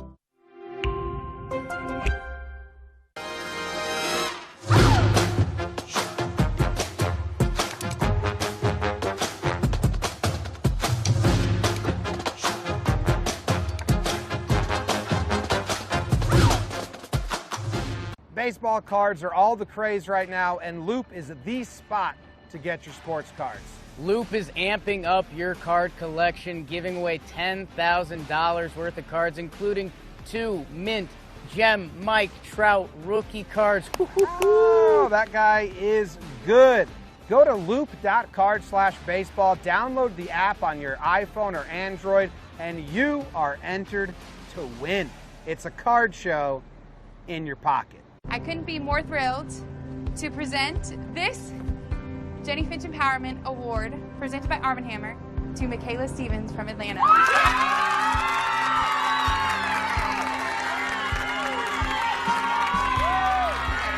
Thank you. Mr. David James is going to come up here and present you with a $10,000 scholarship check from Arm & Hammer for you to pursue that next level of education. Thank you. Congratulations. Another rock and roll weekend.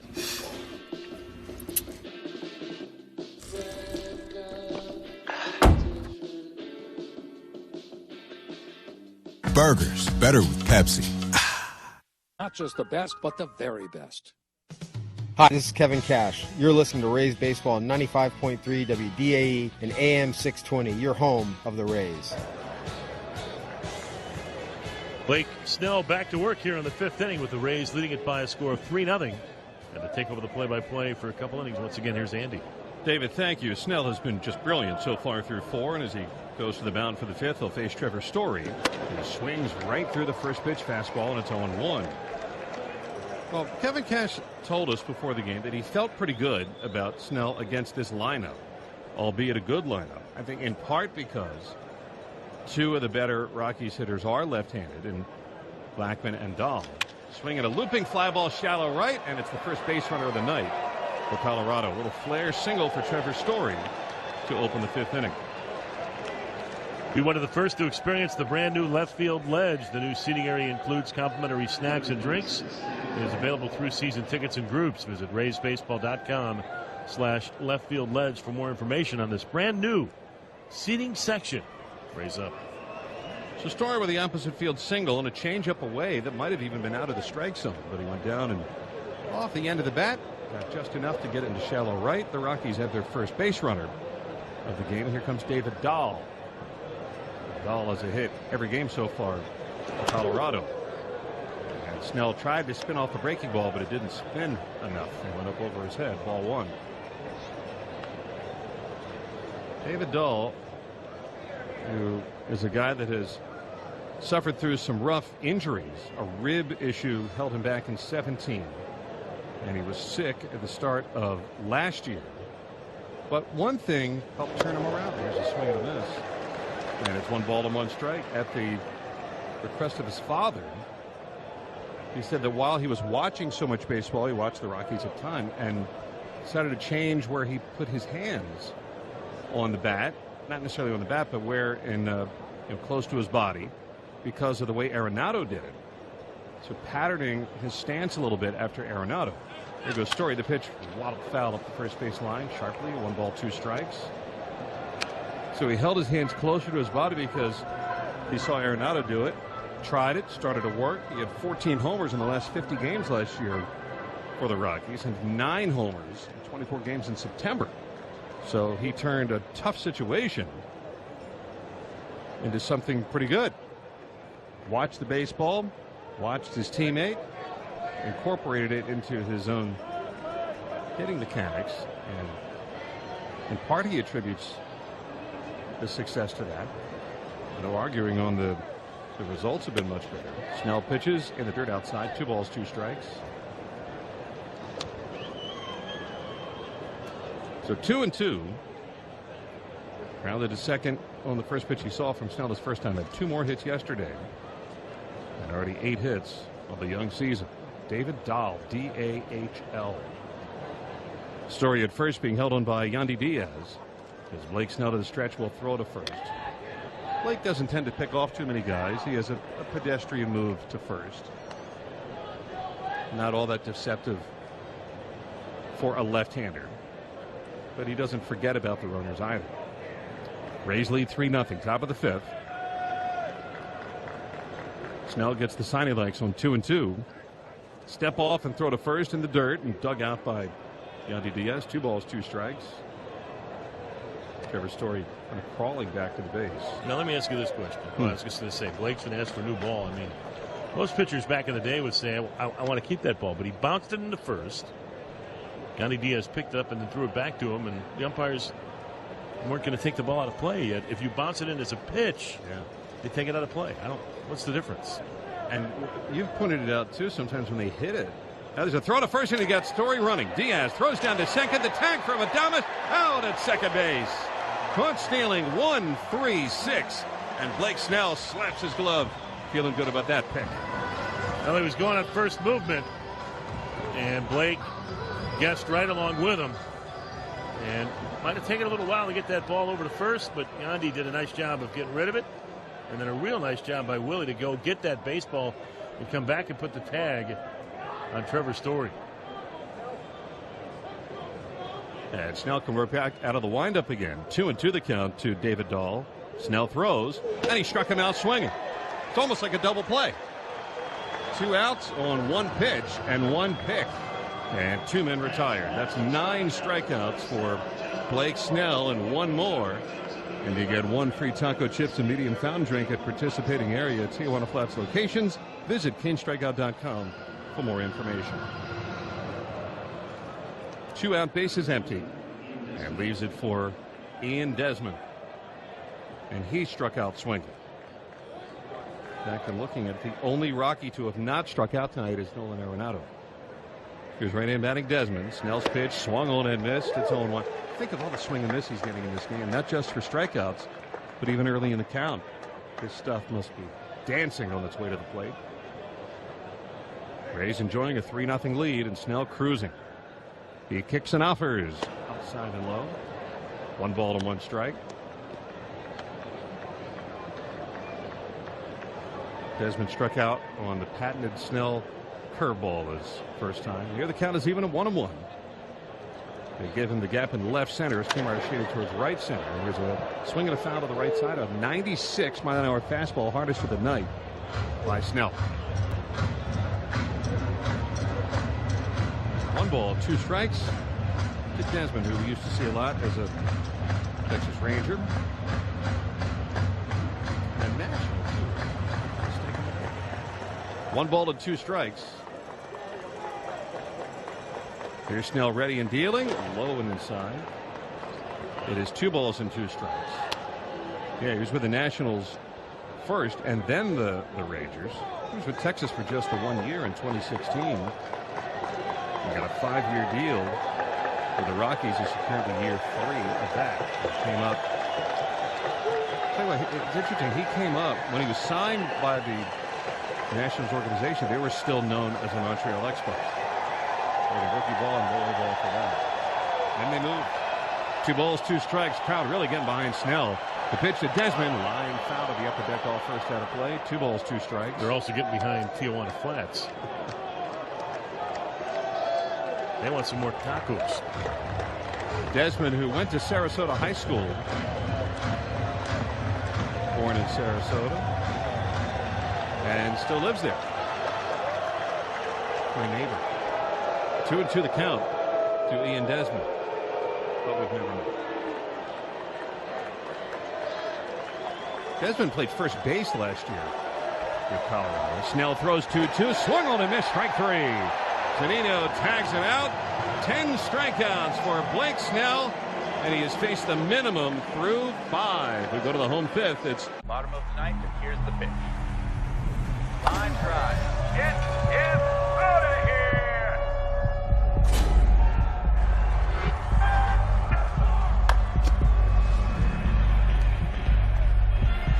The only pitch that matters is the next one. When it comes to your health, what you do next matters most. If you're experiencing erectile dysfunction, connect with a healthcare professional to see if treatment is right for you through Roman, official partner of Major League Baseball. To run a growing business is to be on a journey. And along the ride, you'll find many challenges. Your Dell Technologies advisor is here to help, so you can stop at nothing for your customers. I couldn't be more thrilled to present this Jenny Finch Empowerment Award presented by Arm & Hammer to Michaela Stevens from Atlanta.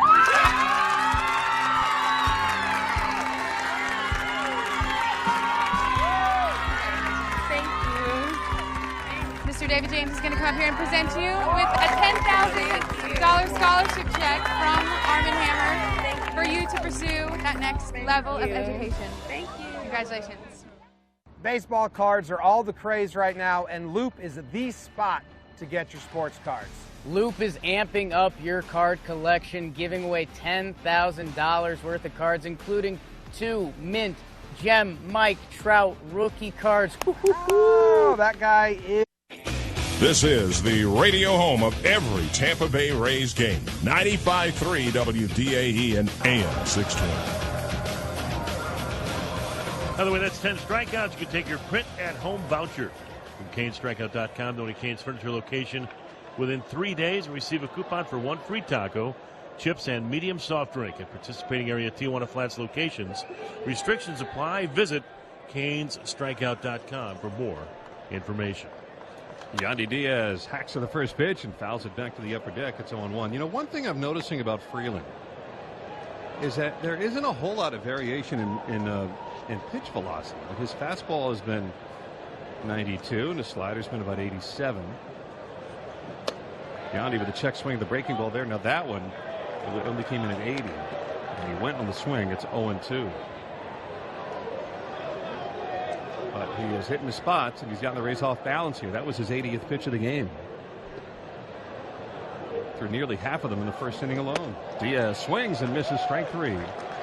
Freeland has gotten 9 strikeouts. Good thing this game didn't start in the second inning today.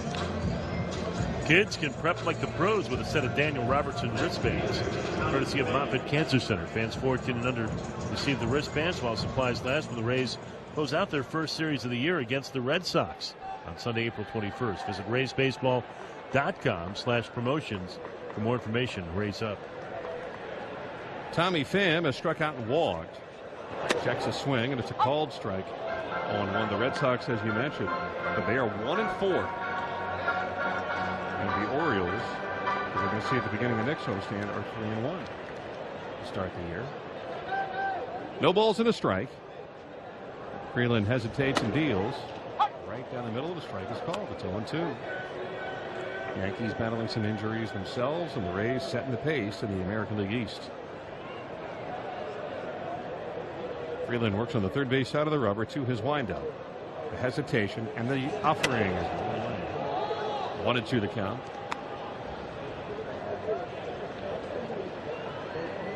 Baltimore really playing well. You know, that old saying, and it's been attributed to a lot of managers and baseball people over the years. Here it comes to stand down inside 2-2. Is that bad teams, you don't want to play them early because they don't know they're bad yet. There is not much expected of the Baltimore Orioles this year. They took 2 or 3 from the Yankees. They put a no-hit bid yesterday in Toronto. Good for them. The left-hander in the 2-2 to Pham, breaking ball low, and from 0-2 it's going full. Bryce Harper's had a couple of at-bats in his return to D.C. against Max Scherzer, and just haven't ended well for Bryce Harper. Not only is he struck out, but then he gets unmercifully booed as he goes back to the dugout. The 3-2 pitch now to Pham. Strike 3 call. Bottom of the zone. And that's 10 strikeouts for Kyle Freeland. And the Rays having a hard time squaring him up. 2 out, bases empty. Leaves it for Brandon Lau. He is dotting the corners. And, I mean, that just split the outside edge. Half the baseball was on it, half the baseball wasn't. Beautiful pitch. Tommy not too happy. 2 out, no one on, and Freeland has struck out 4 in a row. Here's Brandon Lau. Swings and fouls one off the mid of Iannetta. 0-1. Rays 3, Colorado nothing. We're in the bottom of the 5th inning. Middle game of this 3-game series. Daniel Robertson singled to right, scored a run, and left the game due to what's right now being described as just illness. 0-1. Now swings and pulls it foul lately. No balls and 2 strikes. Again tomorrow we hit the air at 12:30 in the afternoon, and then a 1:10 first pitch with German Marquez and Charlie Morton. The Rays, if they could, I mean, they've already going to have a plus 500 homestand. It could end up as a tremendous homestand the way it's going. Now takes the Freeland pitch outside, 1-2. Well, you know, tomorrow's starter German Marquez and tonight's starter Blake Snell, teammates in the Rays minor league system with the Charlotte Stone Crabs. 1-2 the count. Well, takes just outside. That's close. And it's even a 2-2. German Marquez has put himself on the map as a solid top of the rotation type pitcher with Colorado.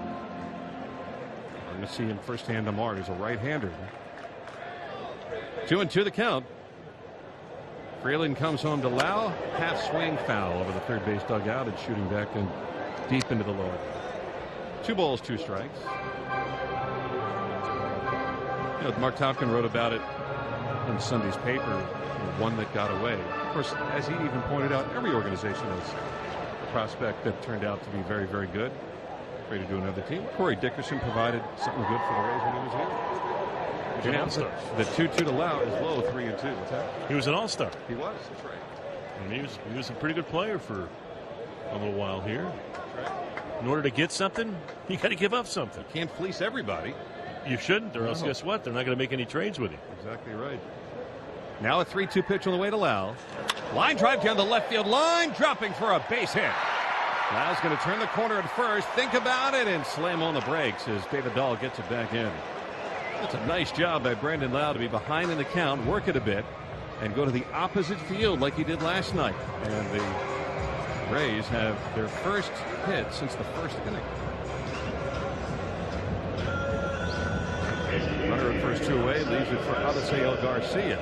Well, I would think that this is going to be quite possibly his last batter, no matter what. He's at 94 pitches. He threw 93 in the start against the Marlins. So, I mean, he's probably looking at 95 to 100 today, but If he's anywhere near 100 when this inning's over, he's not. I don't think he's going to come back. I can't imagine. I mean, their bullpen net is just going to start getting up again as we speak. Avisail Garcia, a strong right-hand batter, takes high, 1 ball, no strikes. I think that's Carlos Estevez again. He was up in the first inning when Freeland threw 36 pitches. 1 ball and no strikes. Avisail Garcia has walked and scored. Remember, he went from 1 and 2 to a walk. Scored the run and also fly to center. Step and throw to first, and back in goes Lau.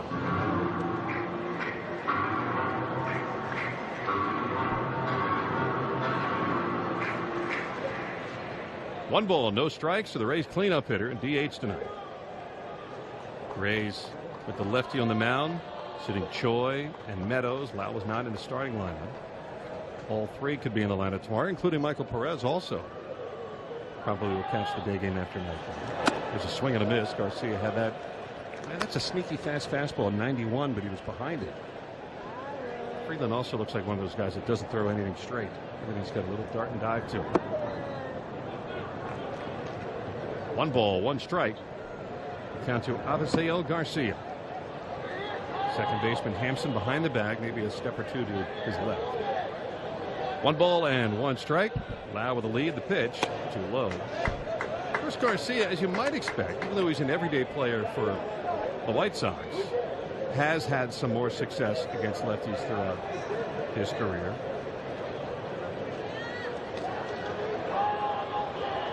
.279 hitter last year against the lefties, but a career .305 against left-handers throughout the balance of his career. Here's ball 3 inside. 3 balls and 1 strike to Garcia. Which means those numbers were probably, well, they were obviously a little more gaudy last year going into the season than they were at the end of the year when he had struggled a little bit against him compared to years past. 3-1 the count to Garcia. Reynolds holding Lau aboard. Freeland sets and throws, and he walked him. And he ends up walking Garcia to put Lau to second and get Zunino to the plate. And will they allow Freeland to face Zunino? He's had his way with him so far. I don't think so. Well, it looks like Bud Black is coming out. So he does not last 5 innings. 99 pitches, 56 strikes.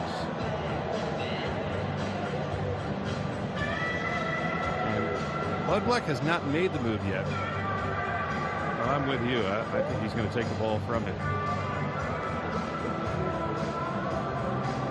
Holds on to the right arm of Kyle Freeland, and with the left hand points to Carlos Estevez, a right-hander coming in from the bullpen. So on a night where Freeland got really good, but not until the second. Bottom of the 9th, and here's the pitch. Line drive. It is out of here.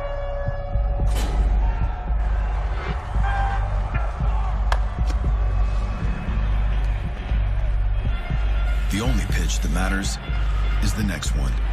When it comes to your health, what you do next matters most. If you're experiencing erectile dysfunction, connect with a healthcare professional to see if treatment is right for you through Roman, official partner of Major League Baseball.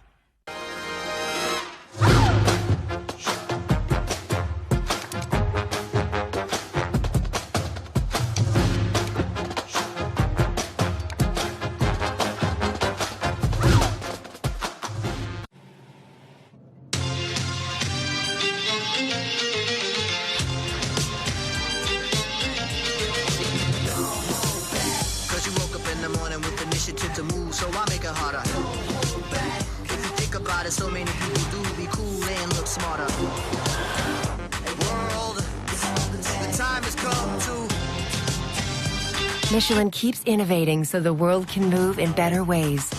Michelin, motion for life. I couldn't be more thrilled to present this. It's furniture. Hey, this is Daniel Robertson. Rays baseball continues now on 95.3 WDAE and AM 620, your home of the Rays. Well, with our buddy Jake McGee going on the DL, the Rockies had to make a move, and Carlos Estevez now is on the pitch. They're called up. They called AAA Albuquerque prior to the games. For most of last year, what was then called the sample list with a left oblique strain and a right elbow strain.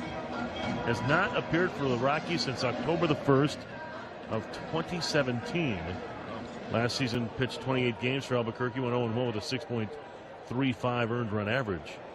And the right-hander comes on here with 2 on and 2 outs, and the Rays leading at 3-0 in the 5th. And here comes Zunino to face him. Big. What a presence on the mound is Estevez at 6'6", 275. His first pitch to Zunino is low and away, 1-0. Dave said quite the return to the mound for Carlos Samuel Martinez Estevez.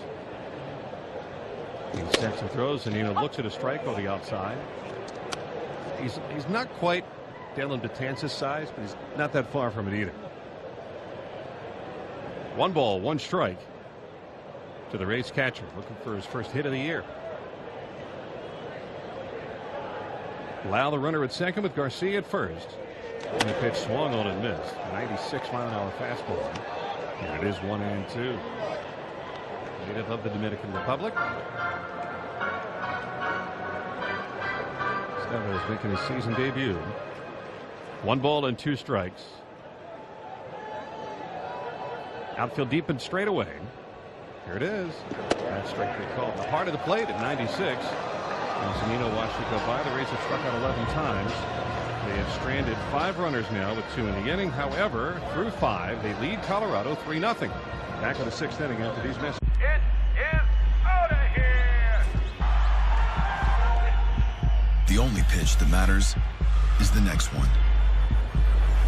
If you're experiencing erectile dysfunction, connect with a healthcare professional to see if treatment is right for you.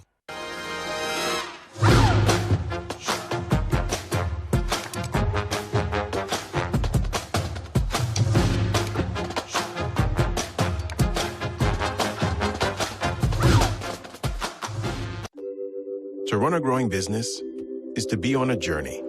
And along the ride, you'll find many challenges. Your Dell Technologies advisor is here to help, so you can stop at nothing for your customers. I couldn't be more thrilled to present this Jenny Finch Empowerment Award, presented by Arm & Hammer, to Michaela Stevens from Atlanta.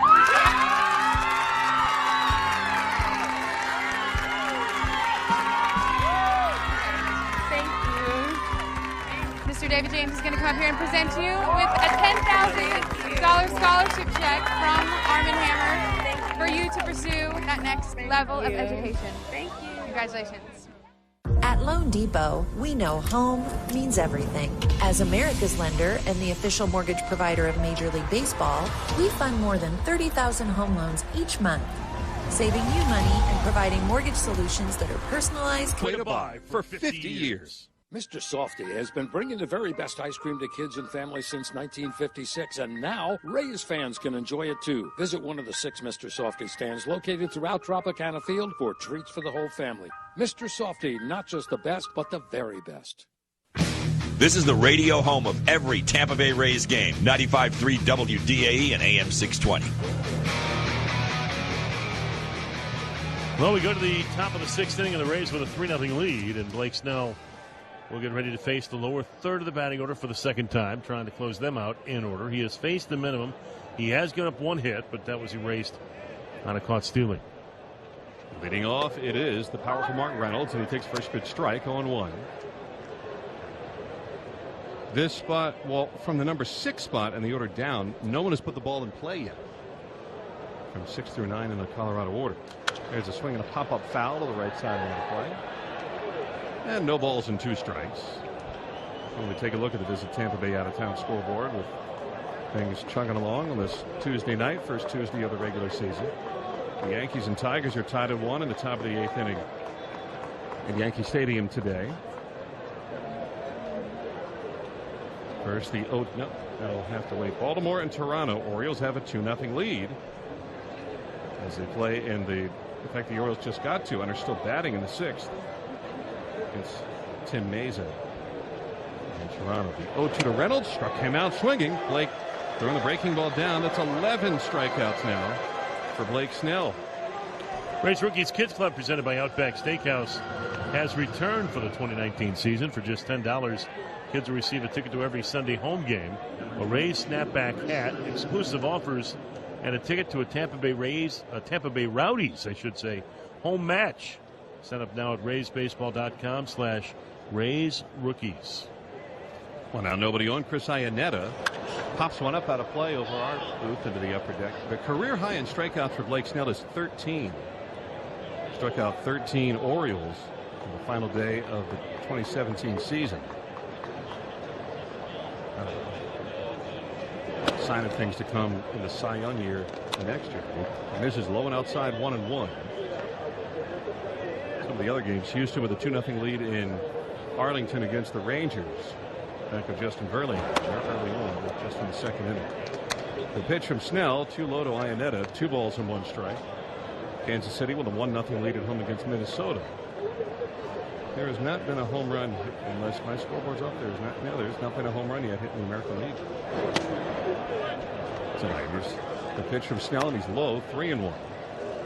Boston at Oakland, Angels at Seattle coming up on the West Coast. 3 balls, 1 strike. The count to Iannetta, struck out looking his first time. Snell, middle of the rubber, steps back and deals. Swing and a miss, and a beautiful changeup diving away. And 3-2. Remember we were talking about Oswaldo Arcia started the last time the Rays played the Rockies. His brother Orlando was homered tonight for Milwaukee. They lead Cincinnati 4-1 in the 6th inning over the National League. Snell's 3-2 pitch, check swing on appeal. Nope, said Joe West. That's ball 4. Iannetta draws the walk for Snell. That is his first walk of the game. Philadelphia has a 1-0 lead and a home run for the Phillies, but not Bryce Harper. Michael Franco, his 3rd of the year, off to a hot start. They're just in the 4th inning in D.C., and we hear that it's many more boos than reminiscent cheers for Nationals fans. I'm surprised that I didn't. I'm not. You're not? I kind of thought that maybe at the beginning they would be polite, and then as things go on, and then over the years he'd get booed. But right away, they're letting him in. It's ball 1 high to Pat Valaika. Again, it's so, like we said, it's almost like when Carl left to go to the Red Sox. If he had gone to the Royals or the Rangers or any other team, other than the Yankees maybe, 2-0 to Valaika. Fans would have been probably okay. But when you go from your team and then you go to the rival of your team, or one of the main rivals of your team, I mean, I don't go to games to boo or anything, but I can kind of understand why they're doing it, honestly. That's a pretty good correlation. I'm trying to remember when Crawford came back here in 2011. I remember thinking it was a mix of cheers and boos. Valaika starts to go and holds back on the swing. They appeal, and he did go, said Joe West. 2 balls and 1 strike. Weren't there some cheers, but some boos also, and got a bit of a reaction in 2011. 2 balls, 1 strike. No one else really has left like that. It's not a big deal with one of the Rays' rivals. 2-1. The pitch swung on the foul to the right side of the plate. 2-2. I mean, when other guys have left, they've been trades like Price and Shields, and Davis for that matter, and McGee. Think about it. A lot of the Rays are either traded, they're not even by free agency. Although that the bullpen in 2010, Balfour, Benoit, and Soriano all left as free agents, but they didn't have long tenures with the Rays. Snell pitches, and there's strike 3 called over the outside corner to Pat Valaika. Strikeout number 12 for Blake Snell, and with 2 out and a runner aboard, and the Rays up 3-0. That'll get us back to the top of the order now. Charlie Blackmon. Beautiful pitch, and also good job securing the strike. But Mike Zunino had some great depth to that backdoor breaking ball, and Zunino made sure he gave home plate umpire Will Little a real good look as well. It was received nicely. 80 pitches for Snell, 2 out, runner aboard, and that'll leave it for Charlie Blackmon. Grounded to short and struck out swinging. 3-0 Rays, 6th inning. 2 down, and the pitch to him missed inside with a 96-mile-an-hour fastball. 1 ball and no strikes. Other games in the National League. The Mets up 5-1 in Miami. No homers in that game. And tonight the Giants are in L.A. against the Dodgers, and San Diego hosting Arizona. And that's the Visit Tampa Bay out-of-town scoreboard. On 1-0 to Blackmon. At the knees, it's a strike. 1-1. Dave, when you were mentioning that the Rays notes are saying that the Rays won't see Bumgarner, I was a bit surprised because I think Drew Pomeranz pitched last night. I was watching some of that game with the Giants and the Dodgers. 1-1. There's a slow roller to the right side, right to Yandy Diaz. He calls off Snell, goes to the bag to retire the side, and it's the first time in like 7 hitters that there's been an out and a ball in play. Snell striking out 12 through 6. Bottom of the 9th, and here's the pitch. Line drive. It is out of here.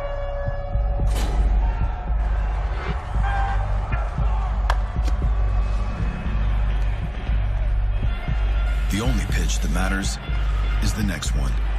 When it comes to your health, what you do next matters most. If you're experiencing erectile dysfunction, connect with a healthcare professional to see if treatment is right for you through Roman, official partner of Major League Baseball.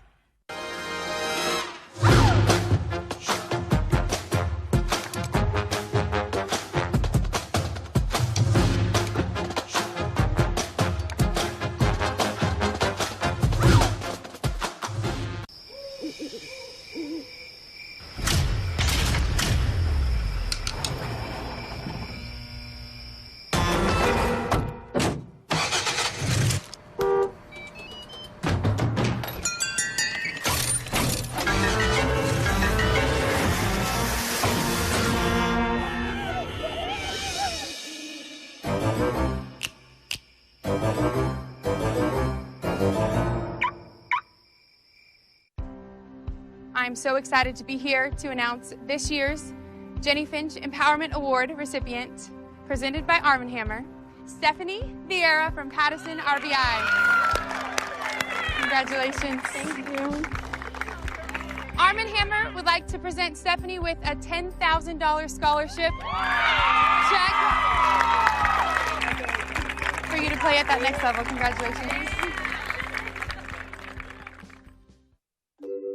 To run Get in on the action with the exclusive on-field seating in the Papa John's bullpen box. So it's your group of 50 to 85 in this private party area located just steps from the Rays bullpen. Reserve the Papa John's bullpen box. Email group sales at raysbaseball.com or visit raysbaseball.com today. Limited dates remain. When we go to the home sixth, Guillermo Heredia will start it against Carlos Estevez, and the pitch is fouled into the upper deck. Heredia's got the big hit of the night, a 2-run single down the left field line with the bases loaded in the first to make it from 1-0 to 3-0, and that's still where we are. In the bottom of the 6th inning with Heredia, Adames, and Kiermaier, and Estevez, big right-hander, stepping and delivering, low and outside. 1 ball and 1 strike. Heredia struck out looking against Freeland, who goes 4 2/3, 4 walks, 3 hits, 3 runs, 2 earned, 10 Ks. There's a swing and a drive foul down the right field line out of play. And it's 1-2. You know, the Rockies on the road in Florida, of course, they train in Arizona, but they made the trip to end spring training in the Grapefruit League and then open the season in Miami, then come in here, and it makes sense for them. Why start so early in Denver? I mean, they're a team that should be starting on the road.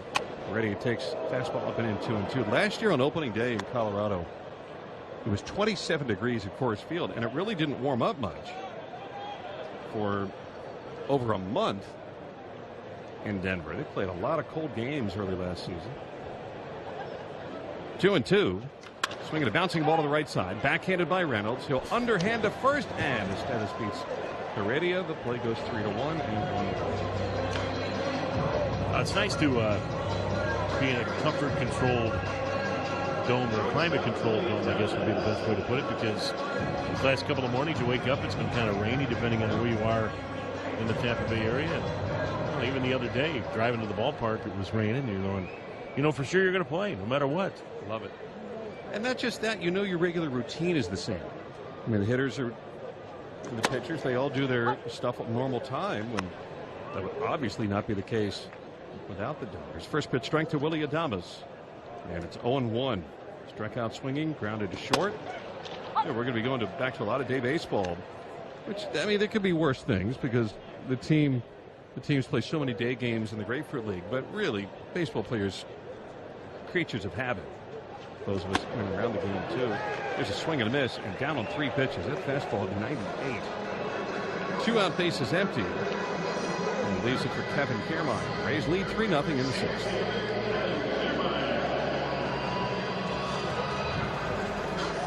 And to reiterate, the road trip coming up, 9 games, 8 of which played in the daytime. 3 different time zones. And the first one to Kiermaier, low and inside 1-0. We play our lone games in Chicago this year early on. White Sox come here just after the All-Star break. Kiermaier starts to go and holds back the pitch low. 2 balls, no strikes. Haven't been to San Francisco in 15 years, has his franchise, and then the first of the 3 trips to Toronto. Later on at the end of the road trip. Last year we didn't even go to Toronto until like the last month of the season, or last part of the season. So our last 3 trips last year go to Canada, and then the first trip this year. 2 balls, no strikes to Kiermaier.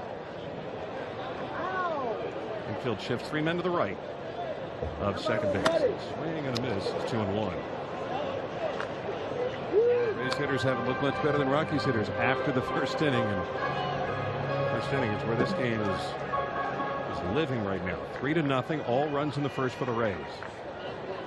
Stebbins throws to Kiermaier, line drive down the right field line. It'll be played on a bounce by Blackman. No, it gets by him and goes to the wall. Kiermaier hustling towards second base, and he's got a double on a line drive that Blackman, I think, thought he had the chance to cut off, but he was hit so hard that he couldn't reach it.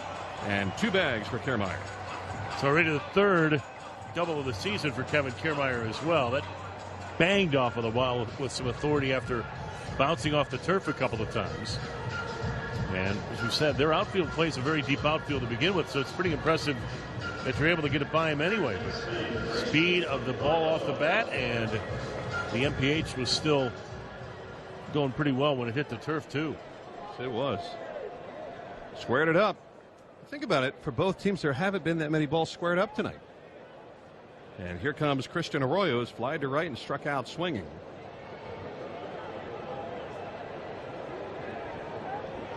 Kiermaier leading off second, but the outfield deep would probably score in a single. Now the first pitch grounded back up the middle. It's a base hit into center. Desmond was so deep that there's no play at the plate. Kiermaier rounds third. He scores standing up. Christian Arroyo back to the big leagues with an RBI single, and the Rays have a 4-0 lead. Little 2-out separation for the home team, and they have really done a great job so far in this young season of picking up 2-out RBIs. Christian got on top of that breaking ball, didn't quite get as much depth as I'm sure Estevez would have liked, and just shot it through the center part of the infield. And Kiermaier going on contact with 2 outs, scores without a problem. So the Rays have a 4-run lead, and back to the top of the order now, and Yandy Diaz, who swings to the high heat, and it's 0-1. Diaz has walked and scored, struck out swinging twice, all against Freeland.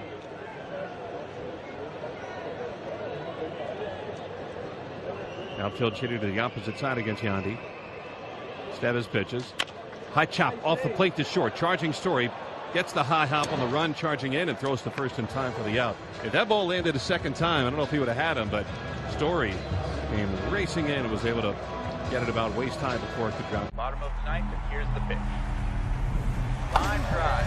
Get him out of here!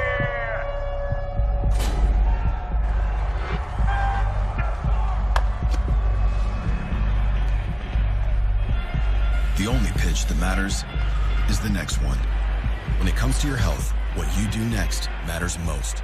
If you're experiencing erectile dysfunction, connect with a healthcare professional to see if treatment is right for you through Roman, official partner of Major League Baseball.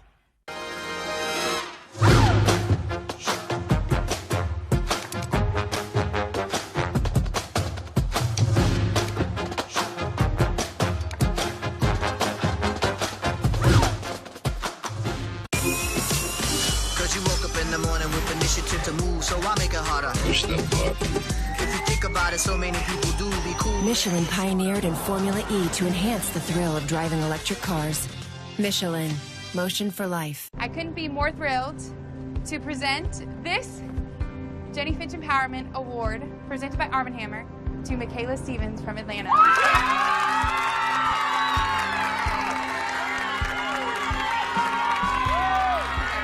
Thank you.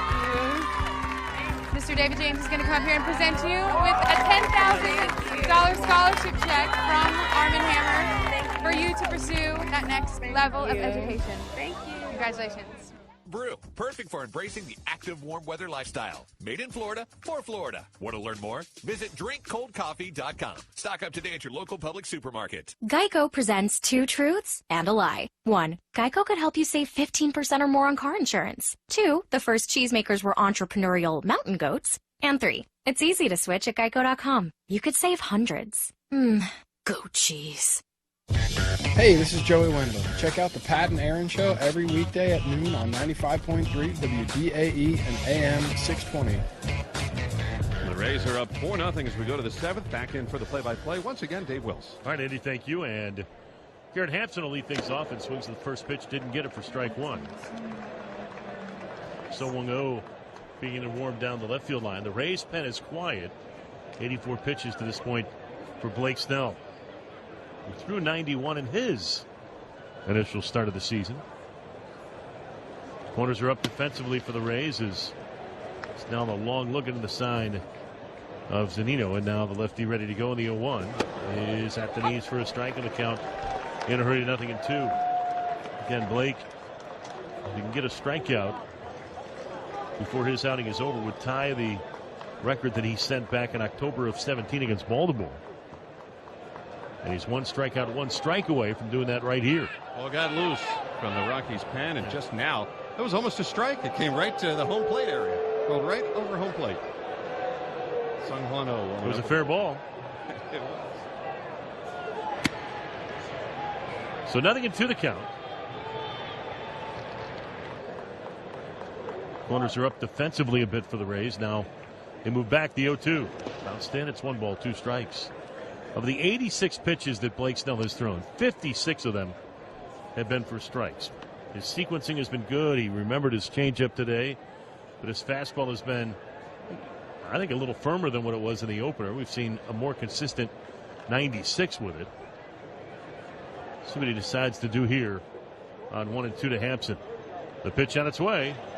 Breaking ball in the dirt. He didn't go. And the count now leveling at 2 balls and 2 strikes. So new baseball for Blake.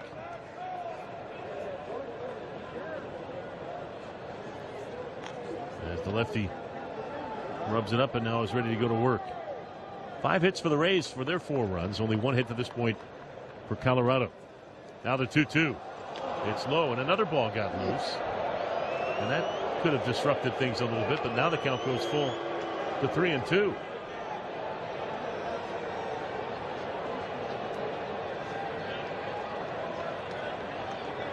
So Swung-O's having a little trouble finding the strike zone down the left field line.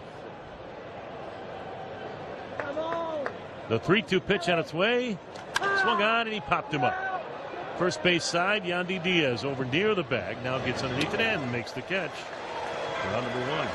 Show off your Rays pride with the Suncoast Credit Union Tampa Bay Rays credit card. Enjoy exclusive perks at Tropicana Field like discounted parking, food, and beverage. For complete details, visit raysbaseball.com/SuncoastCard. Membership required. Suncoast Credit Union is an equal housing lender and federally insured by NCUA.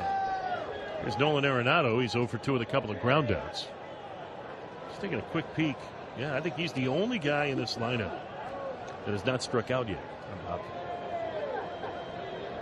He's put the ball in play a couple of times. Nothing to show for it. The pitch. Swinging, he popped him up. Foul territory, first base side. Will it stay in play? Yandy Diaz drifting with it a bit and now backs up to make the catch for out number 2. Well, I don't think this is going to come into play today. But how about this? Even though he has given up only 1 hit and no runs, he's at 90 pitches. I don't think the Rays would allow him to go the distance. And the Rays have not thrown a complete game since May the 14th of 2016. That is 457 games.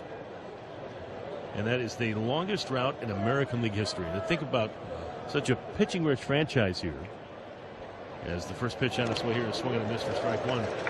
That if you would have told me back on May 14th of 2016 that this team would not have another complete game for at least 3 more years, I would just kind of laugh at you, because it's just the way, we just seem to. I'm not saying we had 10 or 12 or 14 of them a year, except the year when James Shields had that many himself, but I figured with such a pitching-rich franchise that we'd mix one in every year, at least one.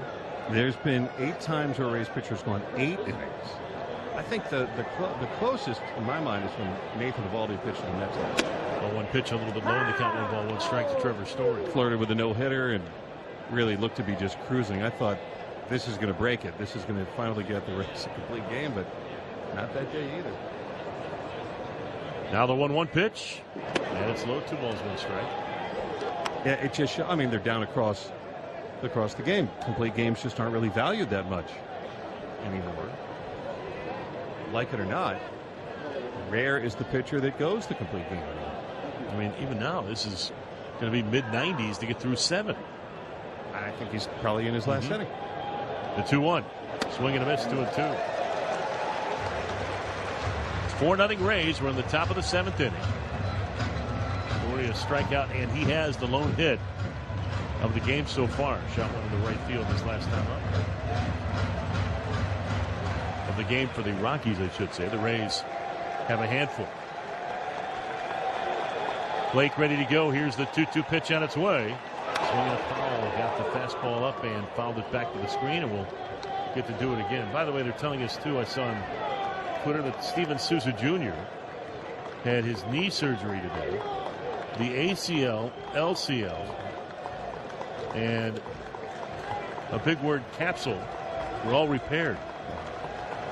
It's like a reconstructed knee. His partially torn PCL did not require a fix. 2-2.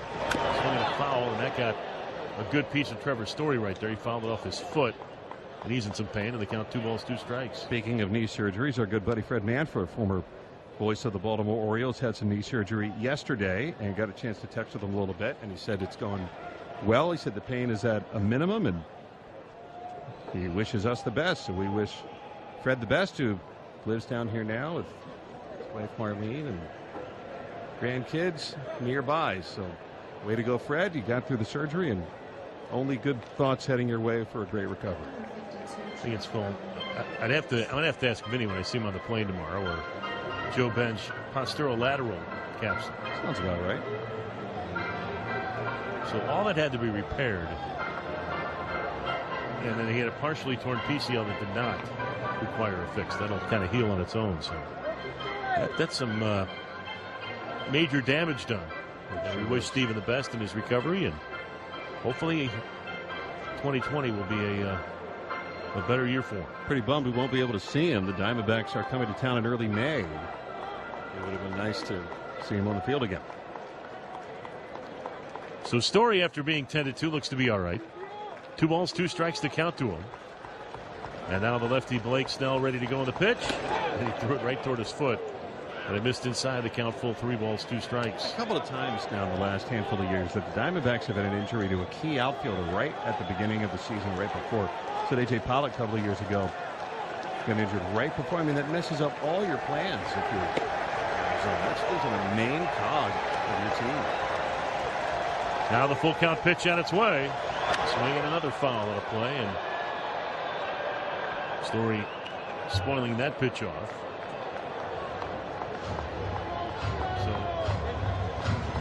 I think this is all but assuring us that this will be the final inning for Blake Snell. This will be his 99th pitch coming up.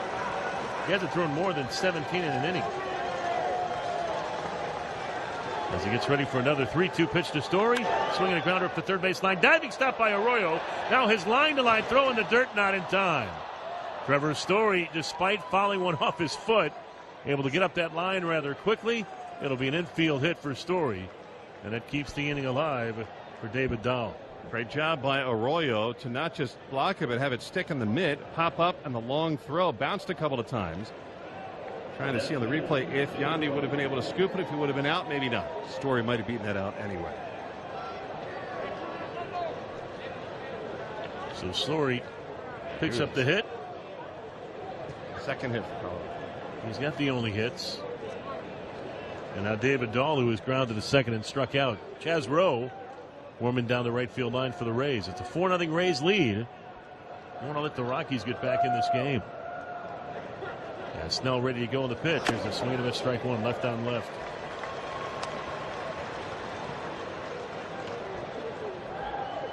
So 0-1, the count to David Dahl, which with the left-hander Ian Desmond up in the on-deck area.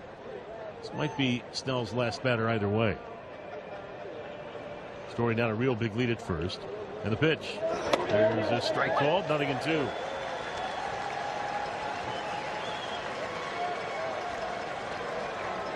So 0-2 the count. Outfield giving him some room in right center.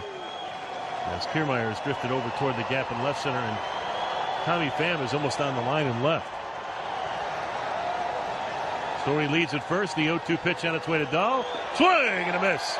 He struck him out. The ball down in the dirt. Zunino scoops it up and throws the first for the out. And that is a record-tying 13th strikeout for Blake Snell. It might be the final batter he faced.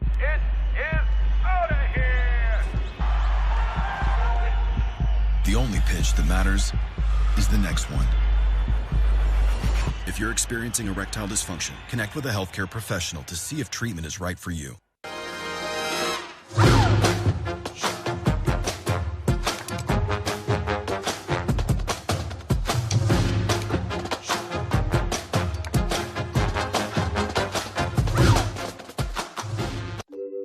To run a growing business is to be on a journey. And along the ride, you'll find many challenges. Your Dell Technologies advisor is here to help, so you can stop at nothing for your customers. I'm so excited to be here to announce this year's Jenny Finch Empowerment Award recipient, presented by Arm & Hammer, Stephanie Vieira from Patterson RBI. Congratulations. Thank you. Arm & Hammer would like to present Stephanie with a $10,000 scholarship check for you to play at that next level. Congratulations. We've got a problem, America. Junk sleep. It's what you get from a bed that isn't right for you. Keep calling Kevin Keith. Junk sleep. Left your laptop on the bus? Junk sleep. Can't straight think? Lowe's. Offers valid through 4/17, not valid in Alaska or Hawaii. Bonnie offer valid on 19-ounce pots. See store for details. U.S. only.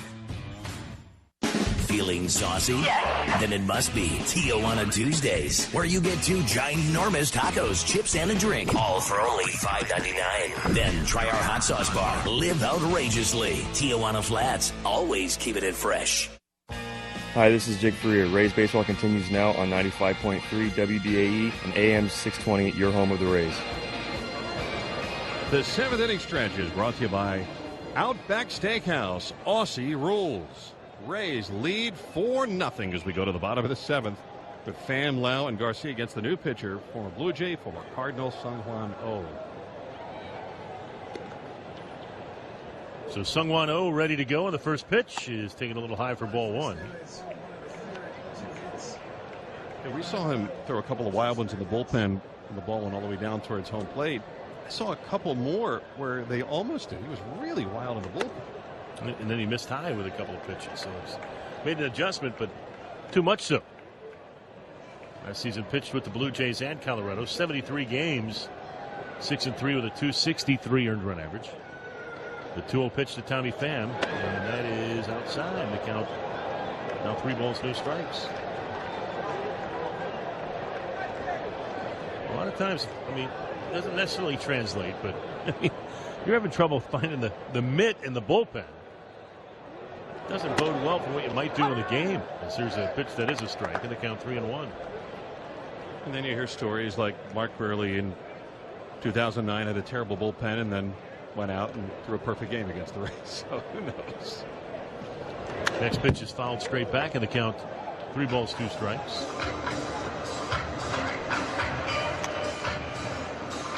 So with the way that Kyle Snyder is talking things over with Blake Snell, and the fact that Wilmer Font's warming down the right field line, that's going to be it for Blake Snell. Gets the handshake, 13 strikeouts, tying a career high for him. The 3-2 pitch. Swing and a fly ball to deep center field. Back at it is Ian Desmond. He's at the warning track. He's to the wall, and he jumps up and makes the catch at the top of the wall. I don't think it had home run distance, but nonetheless, Ian Desmond had to time his jump perfectly and made the catch to take away extra bases from Tommy Pham for the first out here in the 7th inning. That's about as close as you can get. And to hit it that far to center field, it was really high up into the dome, too. I mean, Desmond had plenty of time to get back to the wall. Time to get on the sweet part of the bat, but just barely missed it. So here is Brandon Lau, and the first pitch to him is in there for strike one. So a great replay on the Sun Sports broadcast here is he took a peek to see where the wall was and then was able to look back up and find the baseball. Here's a swing and a shot through the left side, and that's going to get in for a base hit. So Brandon Lau with a couple of hits to the opposite field today. And I said it yesterday. Kevin Cash asked him, I said, hey, is it just going to take a hit for him to get going? Kevin said, yeah, with a smile. I mean, you can tell he wasn't worried at all. And that's all it's taken. He's got 2 hits in each of the last 2 games now. That homer was the icebreaker. And this spot in the lineup, 3 hits today. Remember, Lau was not in the starting lineup. Daniel Robertson was and left earlier due to illness.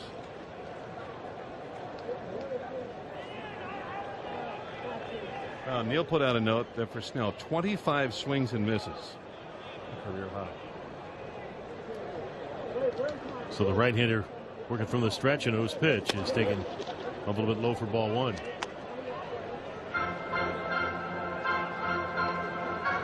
Four 6-0 so far for the Rays. No runs, 2 hits. 1 error to this point for Colorado, which if they don't come back after one of the first 2 games in Miami now would be on a 4-game losing streak. The pitch is a swing and a ground ball back up toward the middle, and that's going to get through for a base hit. Taking a turn at second was Lau, and he's going to stay there as Desmond got on it in a hurry. So Avisail Garcia picks up a hit. The Rays have 2 on with 1 out. Mike Zunino still looking for his first hit. After tomorrow, the Rockies will fly home and have an off day Thursday. They'll open up their home portion of the schedule against the Dodgers Friday afternoon in Denver. Dodgers and Braves, 2 teams that met in the division series a year ago, was the first homestand for Colorado.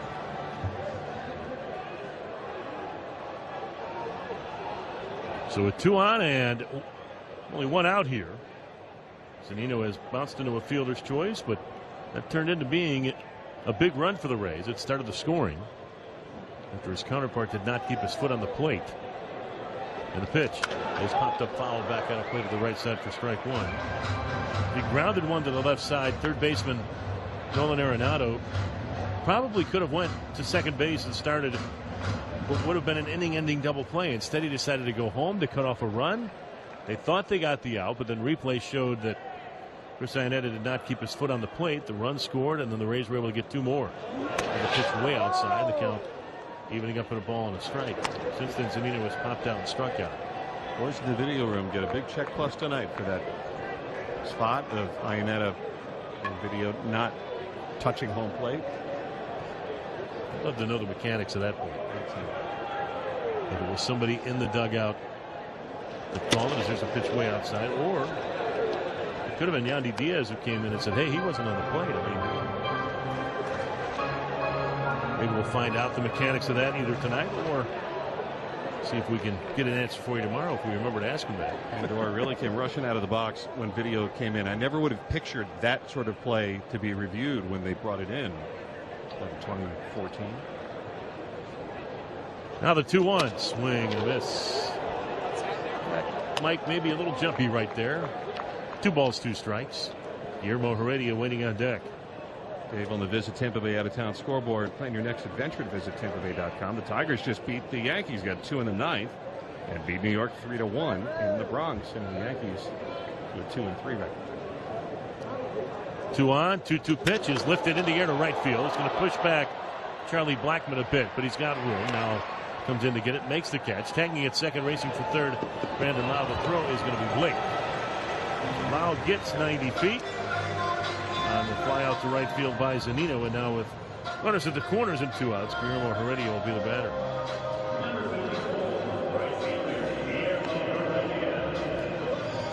Heredia came up with a big hit. 2-run single back in the first inning gave the Rays that 3-0 lead.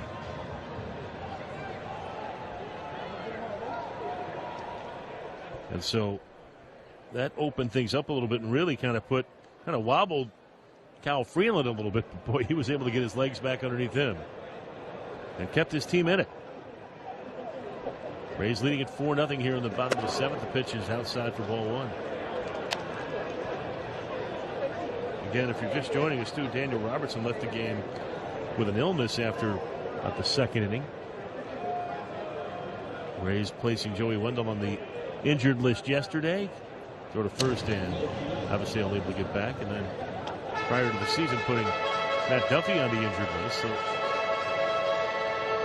thinning of the ranks a bit with the infielders, but hopefully it's just a one-day thing, as Andy Fried knows all too well. And he'll be ready to go again tomorrow.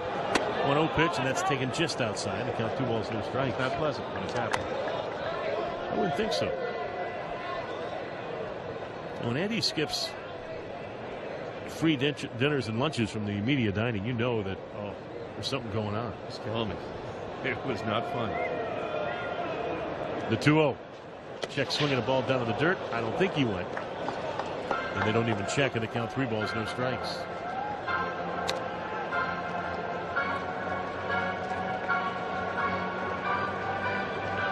If the Rays can hold on, it would improve to 6-1.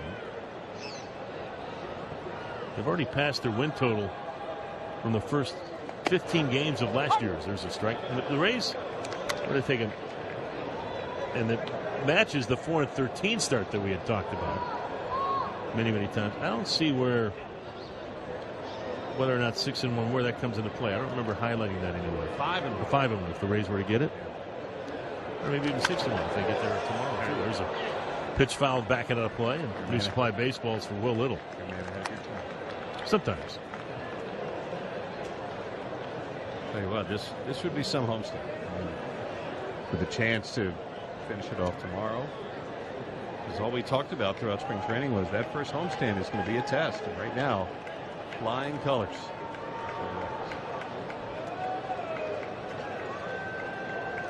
Garcia is going to be taking off at first. 3-2 the count to Guillermo Heredia. There he goes. The pitch is taken outside, ball 4, and the bases are loaded with Rays. Tell you what, for a guy that really hasn't played a whole lot on this homestand, Guillermo Heredia has had some impactful moments. You think of the big sac bunt he had to set up an important run in the first win of the year against the Astros. He had the 2-run single today, and there was a ball towards the gap in right center the last time he was out there that he got such a good jump on that it made you realize, all right, those rare days that Kiermaier's not there, he's got some pretty good range out there too. Guillermo, it's not easy to be the last guy there that doesn't always get the playing time and stay fresh. So here is Willy Adames with the bases full on the pitch. It's outside for ball 1. Willie's had a tough day at the plate, a couple of strikeouts and a grounder to short, but a base hit here could get the Rays on the other side of the slam and give them a little breathing room. Lau leads at third, Garcia at second, Heredia at first. 1 ball, no strikes to count to Willy Adames. Rockies are about to get their bullpen up again. As O comes to a set, and the 1-0 is high. It's 2 balls, no strikes. Right now, Willie cannot help out Sung-Hwan Oh, who is really struggling throwing strikes. He's thrown 23 pitches in this outing and only 11 for strikes.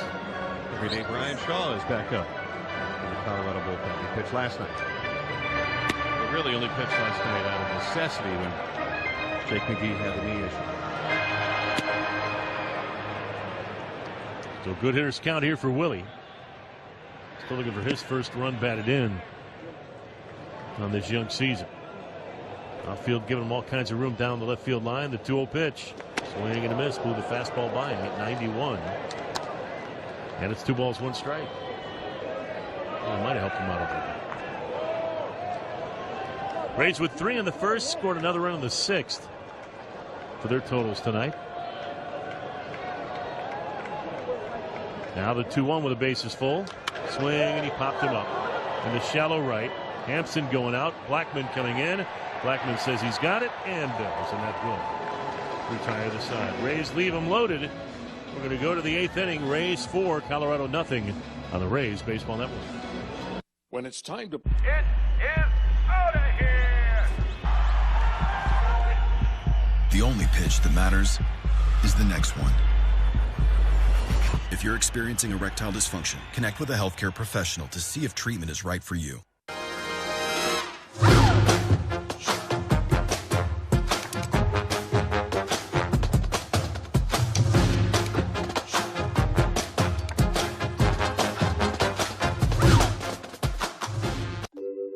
To run a growing business is to be on a journey.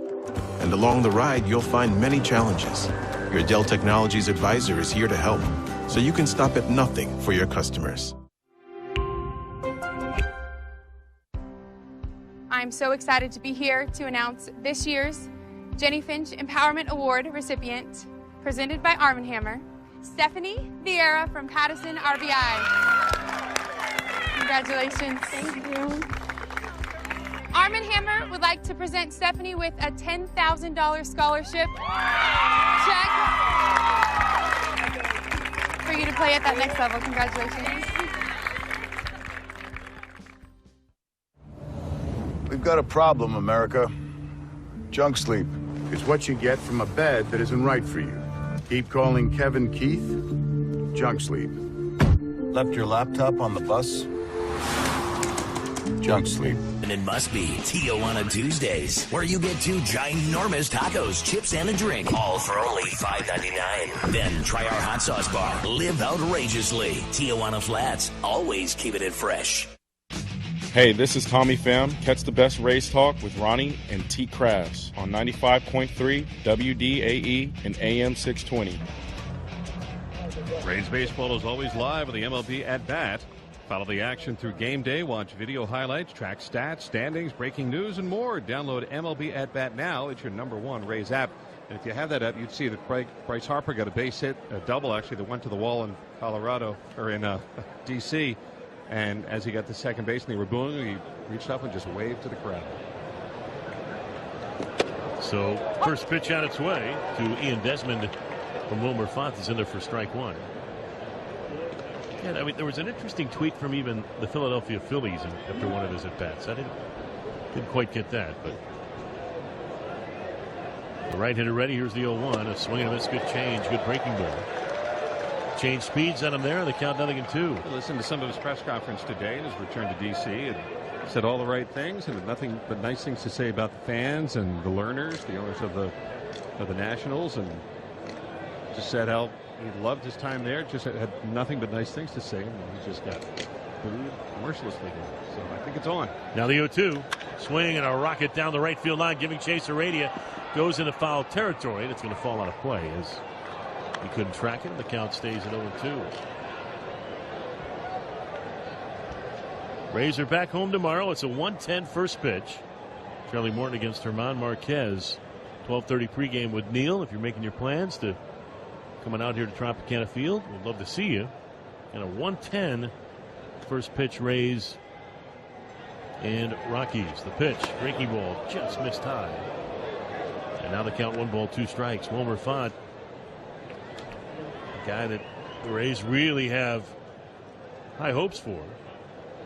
Was pitching very, very well before he got hurt a season ago. And the Rays are really expecting him to be able to come right back and do what he was doing before he did get hurt. As he works from the stretch here, the 1-2 pitch on its way to Desmond. Check swing, and it's high 2-2. Well, he's got to get his command back. I mean, he missed a lot of time in the whole second half of last year, and then spring training spotty at best. You know, he had a rough start last year also, giving up a lot of home runs.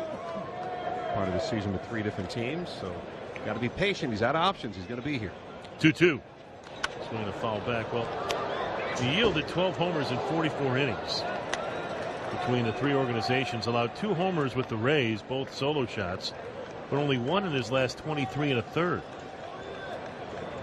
And as Andy made mention, he had been giving up a boatload, but then kind of settled in with the Rays. Pitched to an ERA under 2 by the time it was all said and done. 2-2 here. Breaking ball, and that just missed. And the count now goes full for 3-2. 2-1 with a 1.69 ERA in 9 games, 5 starts. 27 innings for him a year ago for the Rays before he was injured and missed the rest of the season. He's gone as far as he can with Desmond. 3-2 pitch, and he missed badly. So not the way you want to start this appearance. Trying to hold on to a 4-0 lead. He walks the leadoff man. First baseman. So 1 out. Here's Mark Reynolds. Reynolds 0 for 2 with a couple of strikeouts against Blake, and you're going to be hearing that a lot as we go through the line here. Their 3rd time. The only man who did not strike out against Blake Snell today, Nolan Arenado. He grounded out twice and then popped out. Infield shifted to the left side, and the breaking ball is skied way up into the dome. It missed the A-ring. Christian Arroyo says he's got it on the left side of the infield, and he does. Catches it in front of Willie Adames for out number 1. So 1 out, 1 on, and here's Chris Iannetta. Iannetta has struck out and popped out. I mean, that one up near the venting that's up at the very top of the dome. It's just to the left of it. It could have clipped the A-ring really easily, but it missed it. Went above it, I think. Iannetta has struck out and walked as the right-handed hitter waits, and the pitch from Font is high for ball 1. Font really an interesting delivery. I mean, he's a big guy. They list him at 6'4", 250 pounds, but he comes from way over the top. And if he can get some downward plane going and then get that big over-the-top breaking ball that looks like it's coming down from the A-ring, that's when he's tough to square up. But if he's up and he's flat, look out. There's a swing and a grounder to third. Down to 1 knee to get it is Arroyo. He goes to second out. Oh, the first double play. They go around the horn. It goes 5-4-3. It's a tech-dated double play, and we'll tell you what that means when we come back. We go to the bottom of the 8th. Rays 4. Colorado nothing on the Rays Baseball Network. Plants capture CO2. What if we... It is out of here! The only pitch that matters is the next one. If you're experiencing erectile dysfunction, connect with a healthcare professional to see if treatment is right for you.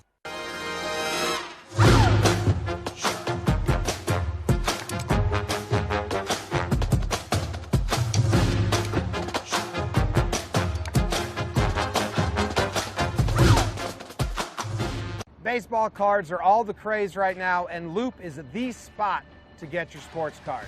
Loop is amping up your card collection, giving away $10,000 worth of cards, including 2 Mint, Gem, Mike Trout rookie cards. Oh, that guy is good.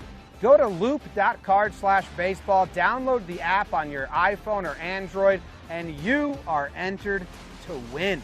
It's a card show in your pocket.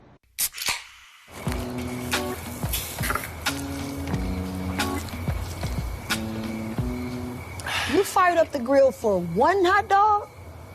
Seriously? Hot dogs, better with Pepsi. To run a growing business is to be on a journey. And along the ride, you'll find many challenges. Your Dell Technologies advisor is here to help, so you can stop at nothing for your customers.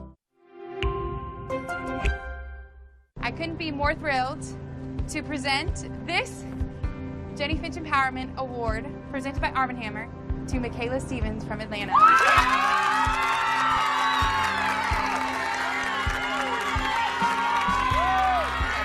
Thank you. Bottom of the 8th inning, back to the booth. Here's Dave and Andy.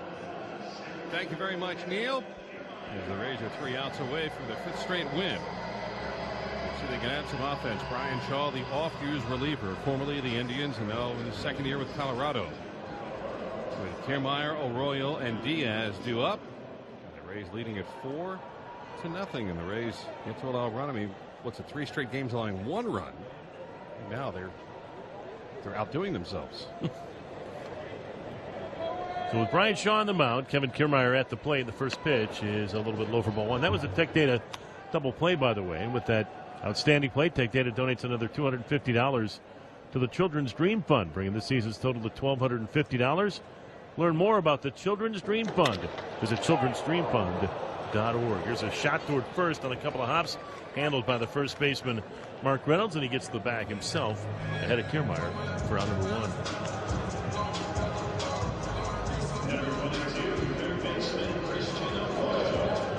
Here's Christian Arroyo.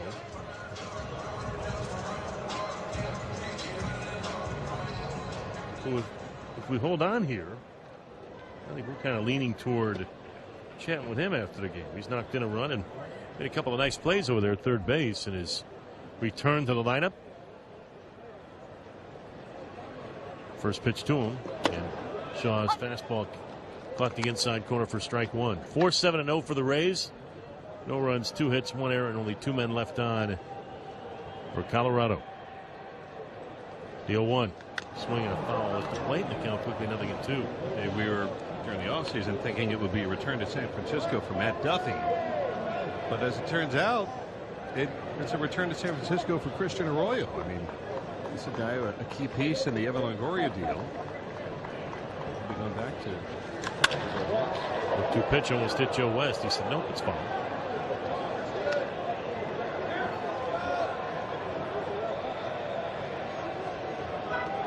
So 0-2. Topper's been tracking down Evan Longoria. I guess he's going to be a big story in the Tampa Bay Times over the weekend. I wonder if Evan will ever play again in this dome. Think about it. 0-2 pitch. Here's a swing and a foul. I wouldn't surprise me because there still might be a team out there that might need a quarter infielder that wants somebody with a little experience for a stretch run. And the Giants fall on hard times toward the end of this year. I could see them possibly moving him if they only work out some details with that contract. Now the 0-2 pitch. Outside, 1 ball, 2 strikes. Well, it'll Problem be weird. being it's going to maybe be with one of the big boys that can absorb that kind of contract. It would have to be. The 1-2, and that's taken low, and the count 2 balls, 2 strikes.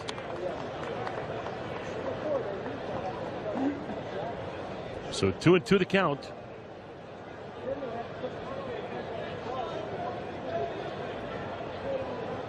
As Shaw, a long look in, now wants to reset and steps off the rubber. Outfield fairly deep as Arroyo waits on the 2-2. Look out, almost hit him. And that's been a little bit of an issue for Christian too, as he's had to miss some time after being hit by pitches. But was able to get out of the way of that one, and the count full 3 balls, 2 strikes. Does TV wait to find out who we want and then make the pick that one? There's a swing and a foul tip held on by Iannetta, and that's strike 3 for out number 2 here in the 8th inning. I personally think that we should say we had dibs. We called him first. We kind of did. So 2 outs of the base is empty. Here's Yandy Diaz.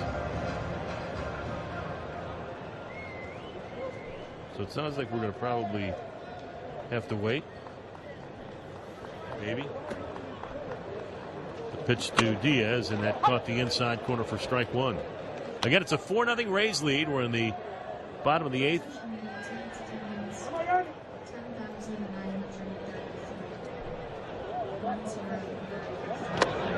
Next pitch, that one missed. 1 ball, 1 strike. So Rays, if they can hold on here, would put themselves in a position for a sweep tomorrow, and Charlie Morton will be going up against Herman Marquez. And the bullpen in a little better shape tomorrow. Mm-hmm. I would think also. 1-1. Swing and a rocket to the gap in left center. And this may roll to the wall. Desmond can't cut it off. It does go to the wall. Around first on his way to second is Yandy Diaz, and he's kind of pulling up as he goes into second base. Oh, no. He really was pulling up as he pulled into second base. And he does not look very comfortable right now. And Mark Vinson, along with Kevin Cash, are going to have to go out and take a look at him. And Rays might have to make a defensive change or have somebody run for him because he really did not look comfortable pulling into the bag and really was favoring that left leg. Remember earlier today we thought that was the case as he rounded second and held on, jamming on the brakes. I don't know if this is related to that. He's been playing with it, feeling a little banged up throughout the evening, but wow.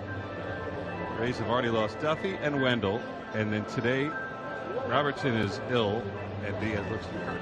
Yeah, I think they're going to take him out of the game. It's a 6-game hitting streak. I mean, he's hitting every game for the Rays. So the Rays are going to have somebody run for him. I wouldn't think you'd make a double switch. I mean, he's walking under his own power, but there's some chuckling going on. But Ji-Man Choi is going to come out and run for Yandy Diaz. Hopefully it's just a cramp. But he is still kind of sort of walking off the field gingerly here.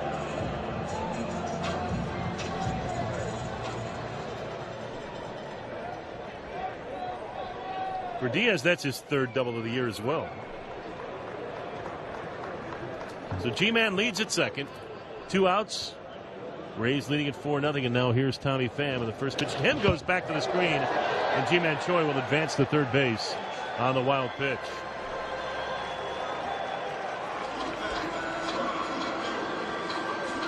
G-Man still getting loose, but advances 90 feet on the wild one there, and now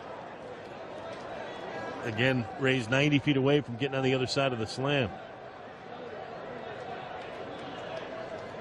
Pham is 0 for 3 in the game today, but kept his on-base streak alive with a walk as he swings and fouls this one out of play to the right side for strike one. Back in the second inning, he walks, and that put him at 38 consecutive games reaching base, second most in club history behind Johnny Damon's 39 straight games back in 2011.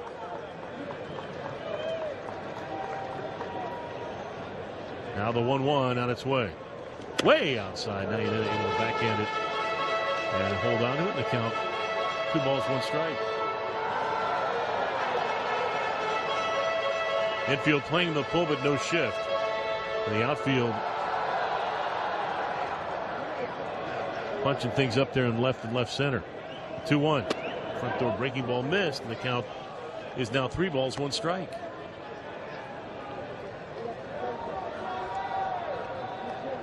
Infield back, so G-Man can get a pretty good lead over there at third base. And a ball that gets out of the batter's circle, he'd have a chance to score. Now the 3-1. And that one stuck in there for a strike. 92 miles an hour at the bottom of the zone, and the count full at 3-2.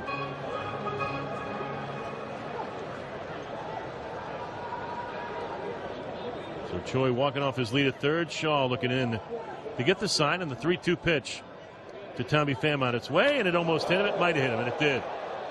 Tommy hit by the pitch, and so he reaches base for the second time today, and now with runners at the corners, Brandon Lau will get another chance. It looked like a off-speed pitch that didn't do anything. It just kept straight. And Pham, trying to stay in on that pitch, just kept riding in and got him in the right forearm. So he'll take first base. And now here's Brandon. Brandon, after striking out his first at bat, which Kyle Freeland has picked up a couple of hits since.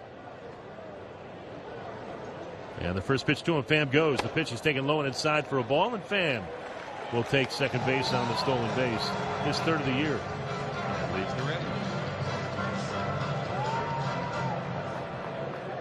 So, I mean, you give him a... It's almost like Pham's mad when you hit him. He's like, all right, if you're going to make me go to first base after hitting, I'm going to take second. He's done that a couple of times. The 1-0. Over the outside corner, said Will Little.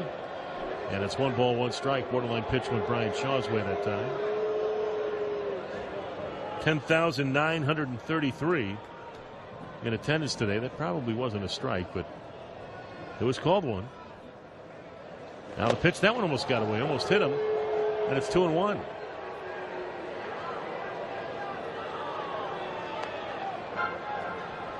So 2 balls, 1 strike. His last couple of pitchers, Sung-Won Oh and Brian Shaw, have been making him move around a little bit.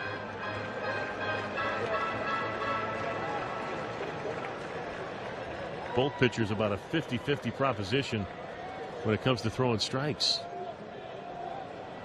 Here's the 2-1 on its way. Swing and a foul. He got a pitch to handle there, and he just fouled it back. Count 2-2. 23 pitches for Shaw, 12 of them for strikes.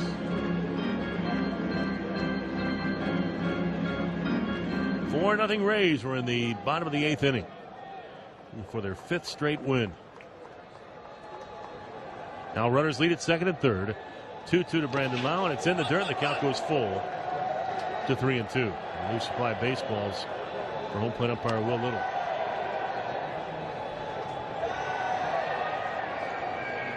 Rays, and I say this as a knock on for Micah, have never lost to the Rockies here. 4-0 against them. 3-2 the count to Brandon Lau. Again, the runners take their leads on the pitch. It's inside, ball 4, and so the bases are full. Rafael Garcia. Yeah, they didn't start tonight. Brandon Lau on base 3 times. That's his first walk of the season. And no room now for Rafael Garcia, who I'd have to think, I'm going to look it up, has some history with Shaw. Shaw with the years in the AL Central, and obviously spending his whole career in the AL Central. Let's see. Well, it's not very good. It's 1 for 14. However, the 1 is a home run. So that conversation did not last long, and now Will Little trying to keep things moving along as well. A little bit like yesterday's game where they had a pretty good pace to it for about the first 6 or 7 innings and then hit a little bit of a wall.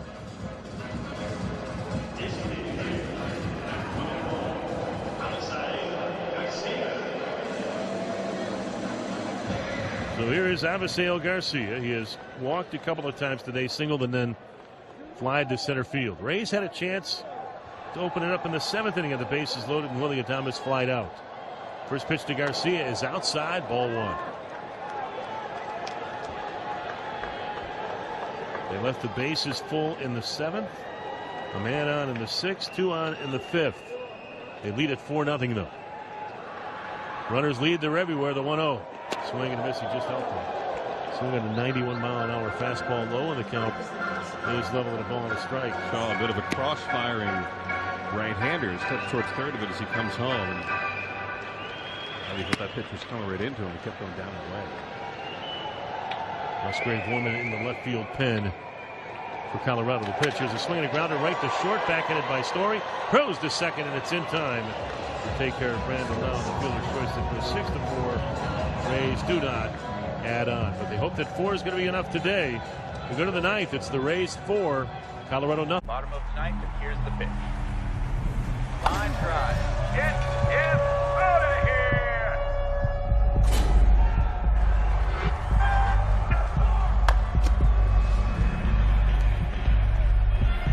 The only pitch that matters is the next one. When it comes to your health, what you do next matters most. If you're experiencing erectile dysfunction, connect with a healthcare professional to see if treatment is right for you through Roman, official partner of Major League Baseball.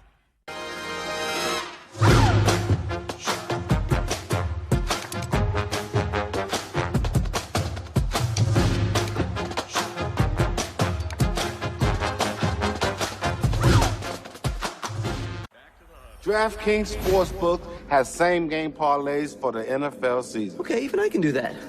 So what should we do? We take the underdog, the over, and both QBs over 300 yards. Smooth. I like it. No one still does that. 76% of people follow a fist bump with a boom. Wrong. Football. Hip, hip, parlay! Download the DraftKings Sportsbook app and feel the NFL action like never before. Let's talk Cash App. Want to move money instantly with a few quick taps? Or buy, sell, and send Bitcoin just as easily? Maybe you've got $1 you want to invest in a chunk of stock. Maybe it's $1 you save with an ProBev invites you to come on down to Tropicana Field and enjoy an ice-cold, fresh draft beer. New brewery-grade draft beer systems were designed and installed by ProBev, the #1 name in draft beer systems and beverage refrigeration. ProBev. Hi, this is Ryan Yarbrough. For the best Rays conversation, listen to Ron and Ian weekday afternoons at 3 on 95.3 WDAE and AM 620.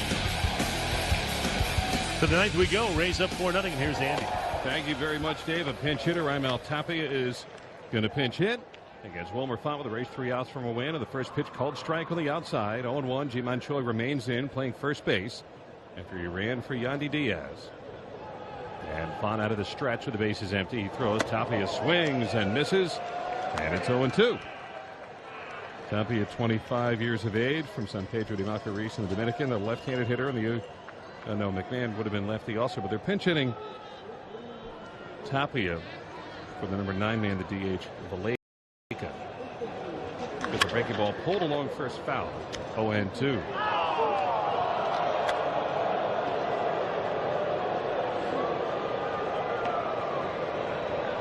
All right, 0-2 the count to Raimel Tapia. The Rays with 3 in the first and 1 in the 6th.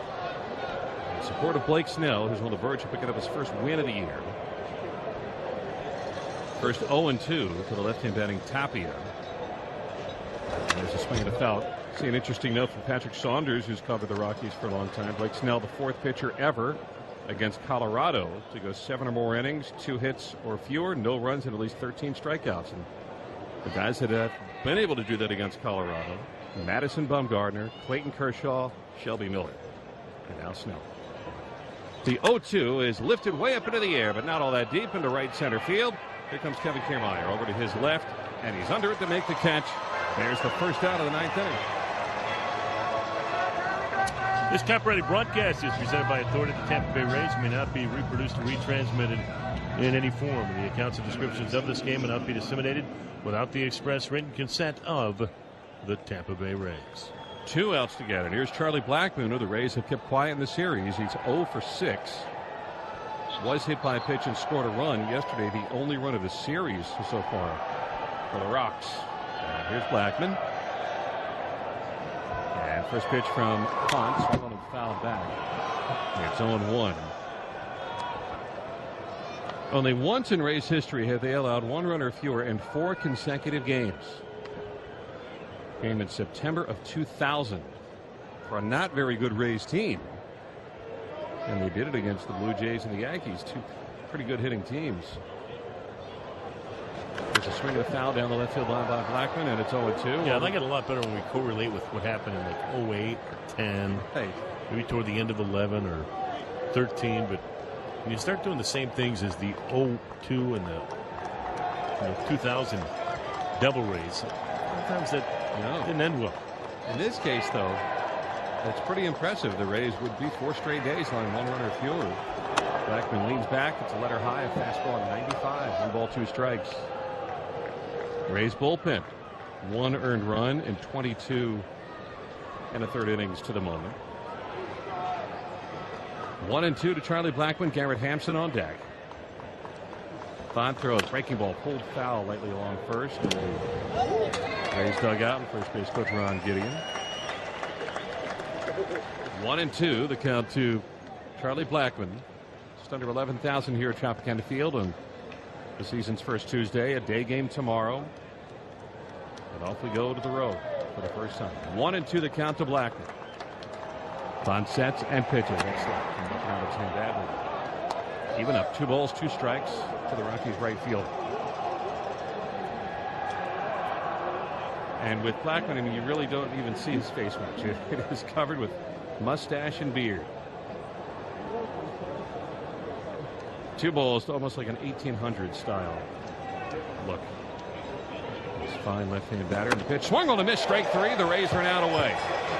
Fastball at 94. Wilmer Font getting it going and getting revved up a little bit. 2 out in the 9th. Last chance for Colorado. It is Garrett Hampson. A lot of pitching out of the bullpen. Obviously, you got to be good to be successful, but there's a good portion of it too where a lot of it's about confidence and feeling good about yourself. And right now the Rays bullpen is feeling really, really good about itself, and You can ride that way for a long, long time. So far, so good. 2 out in the ninth. Rays on the verge of the first shutout. Here comes Garrett Hampson. And first pitch to a right-hand batter, taking low and outside 1-0. He struck out looking and swinging against Snell, and then he popped the first. His other time up, and he's 0 for 6 in the series. So the guys hitting in front of Arenado and Story haven't got a hit yet in the series, just on base once in the 2 games. On throw, strike on the outside, 1 ball, 1 strike.